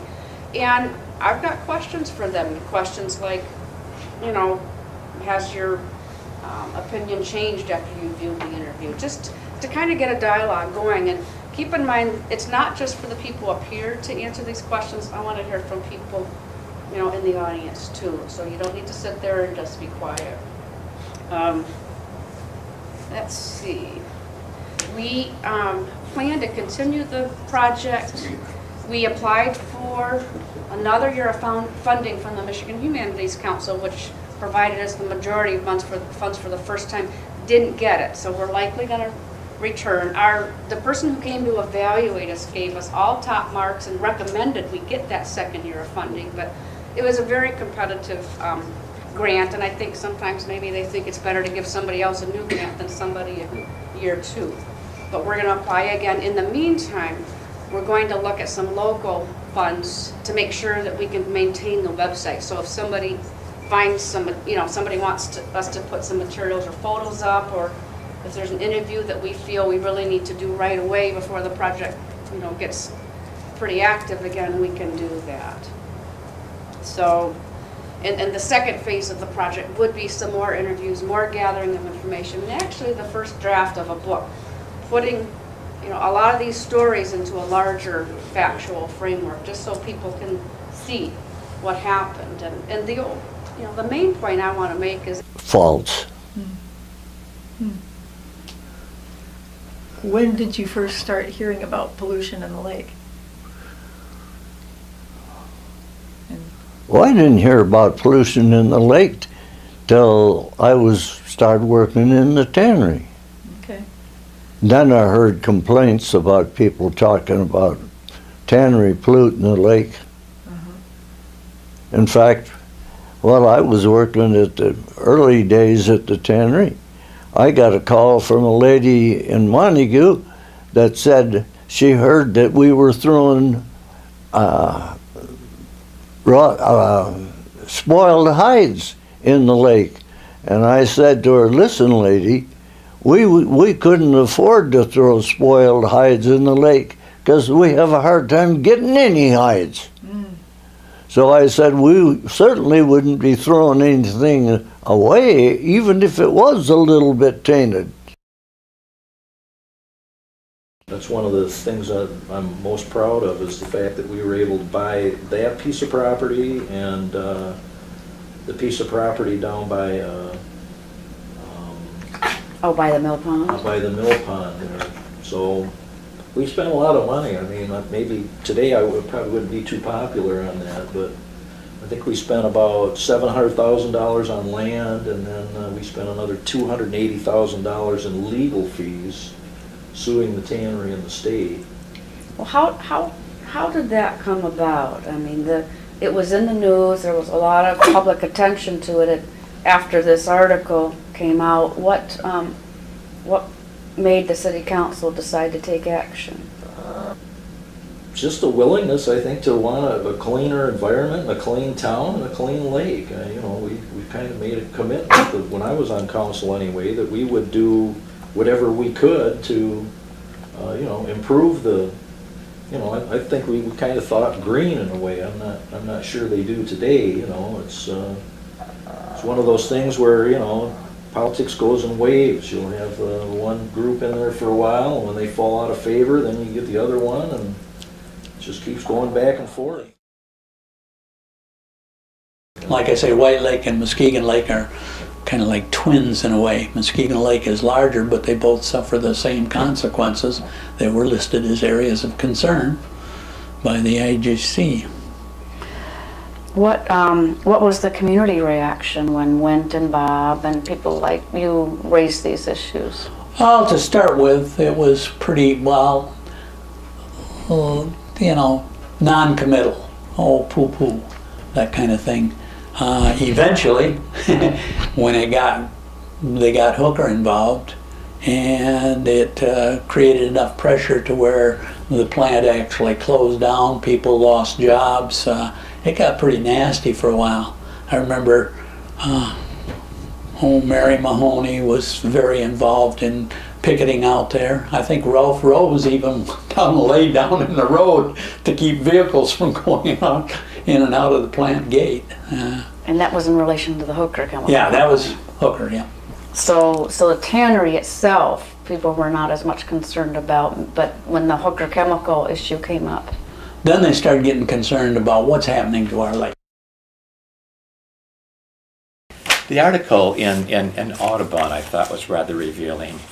I know it's kind of boring to read things, but this is the one where basically they kind of realize that something's got to be done, and they come up with the vault, all right? And that it says Montague and the Temple of Doom. This is from the Audubon, 1985, September 85, okay. A massive pyramid enclosing 1 million cubic yards of toxic chemical waste rises near the shore of Michigan's White Lake, an everlasting reminder of how one community traded its clean, safe environment and pleasant wooded lake for an expanded tax base, 100 jobs, and deadly poisons in its air and water. And actually, you know, they said this is something like the size of like something like I wrote it down here. The base is 800 feet square. It's the size of 14 football fields. And that's the Temple of Doom. And you know, I sometimes feel like we all should go out and walk around it about every 3 years as a reminder of what's out there. And it's not something that's disappeared, it's there. And in this Audubon article, there's cross sections, etc. It's built like an Aztec temple with different layers, etc. And it's amazing. Just the perspective that I gained from this is that we just need to be responsible with what we do, whether it could be anything from a citizen, you know, throwing trash out of their car, causing that kind of a environmental eyesore, to industry behaving in a responsible way. I think that White Lake is becoming a very healthy lake. I think fishing has improved. I think if you listen to the people from Grand Valley, they'll tell you that it's much healthier, and I think it's come a long way, and it's done very well, and it still has a ways to go, but I think that it has. We've gained an awful lot, and we've come a long way, and I think we're a long ways back towards being able to. And it was my thing at one time. I tried to get everyone to put on White Lake the Beautiful on their stationery, because if you don't blow your own horn, who's going to? And the cities, the townships, the businesses, everyone should have that on their envelopes, their letters. Whitehall on White Lake the Beautiful, Montague, and so on. Because if we don't say that, who else is going to?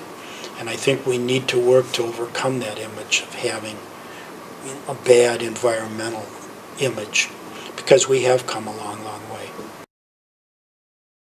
I think I became much more aware of it when I started reading more and more about what was happening to the people that lived around Love Canal. And I certainly supported my husband wholeheartedly, even though I didn't participate in any of the demonstrations, because, well, I walked a fine line with my own family because my brother worked for the chemical plants. And I wish to inject something here, that the community was very provincial and naive. And I don't mean that in a disrespectful way. I actually mean it in a very admirable way. They couldn't believe Hooker could possibly do something undercover and behind people's back that were going to destroy the beauty and pollute the community. So they believed everything that Hooker fed them, which we later found out a lot of them were lies. And but the community was of the old mindset where when you shook hands on something, a handshake was a binding contract. And I don't think the community, many in the community could possibly believe that Hooker would do something undermined. And of course we all know they did.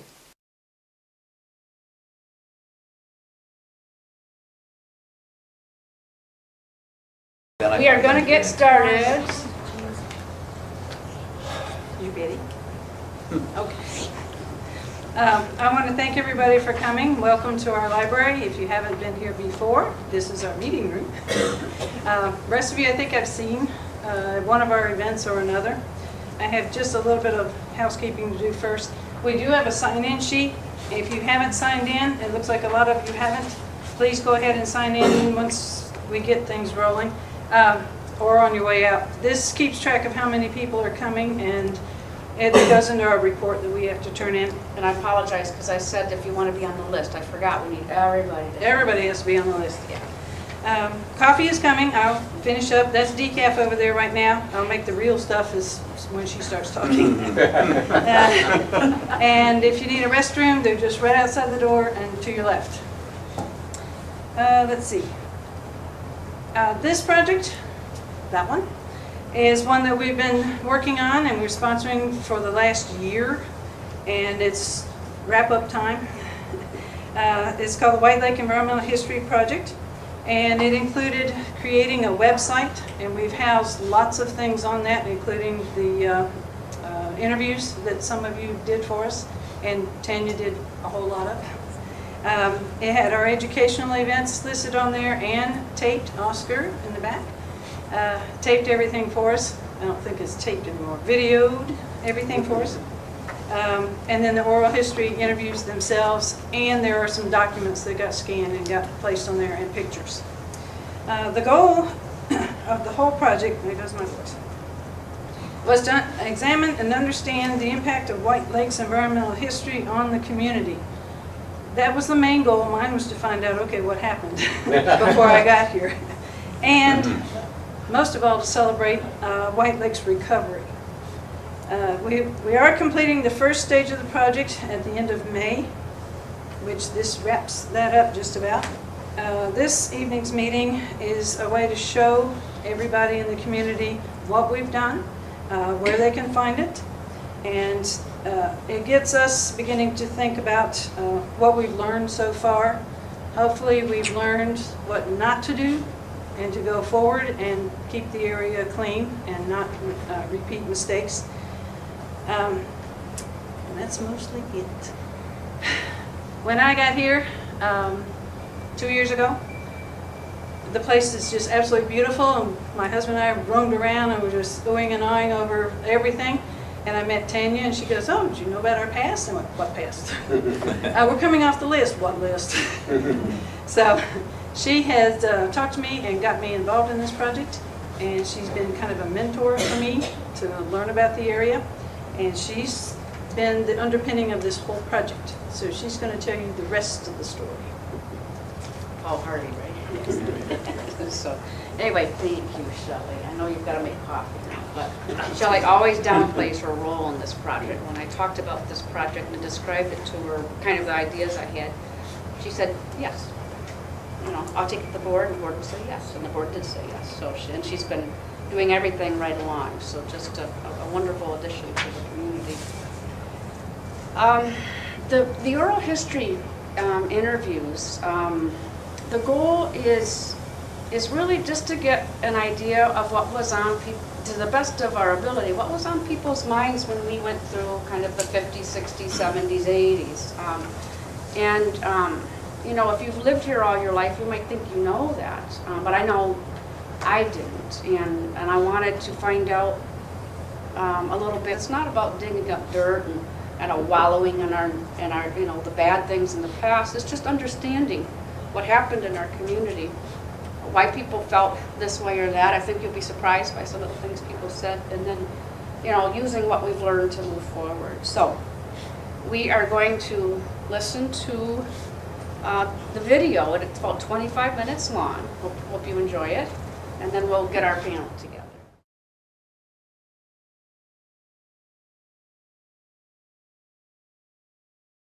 When they tanned with natural materials,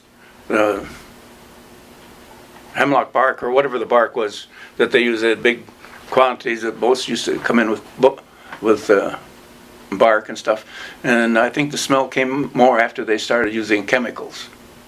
No, that's what I was told. Interesting. Wow. And I was thinking when it comes out of the tannery, it would come out like a big whoosh. Sometimes. The lagoons, the smell. Looks kind of like the... Well, anyway, nobody likes a tannery. Oh, except the workers. And as we talked against the tannery, it was never against anything like that, because it was just the smell.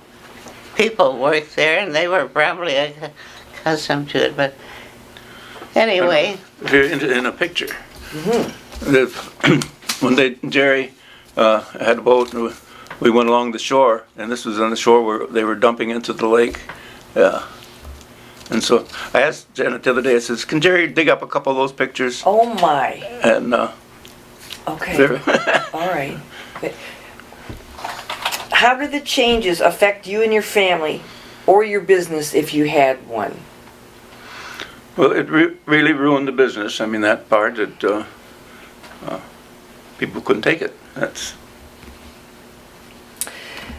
Did you take any action during the time of pollution, such as writing letters or contacting government officials? I have a file. Make a copy of that one. From 1975. We have stuff in our house. We did, but when we moved to the condo, I think between Debbie and Janet, they have most of that stuff. Hid someplace, but that's where I got it, was from Janet. What kind of stuff? Did you write letters to the city or I have them. Oh, yeah. City council. Mostly, I think, mostly. Our personal letters. I used to go to the meetings. It was between the DNR and the tannery on the pollution. That I can't remember exactly. It was in Grand Rapids or at Kellogg Center, at Kalamazoo and so forth. Going, and then all of a sudden, their next meeting was in Ironwood, western part of the Upper Peninsula. I think they just didn't want me to come anymore. That's the hint I got. Maybe that might not be it, but that's just the feeling I got. were they accommodating when you had these meetings? Did they listen to you? Did you believe that they were going to do anything to better it? Oh, they were always going to, yeah, but just the DNR, they got along good. I'll put.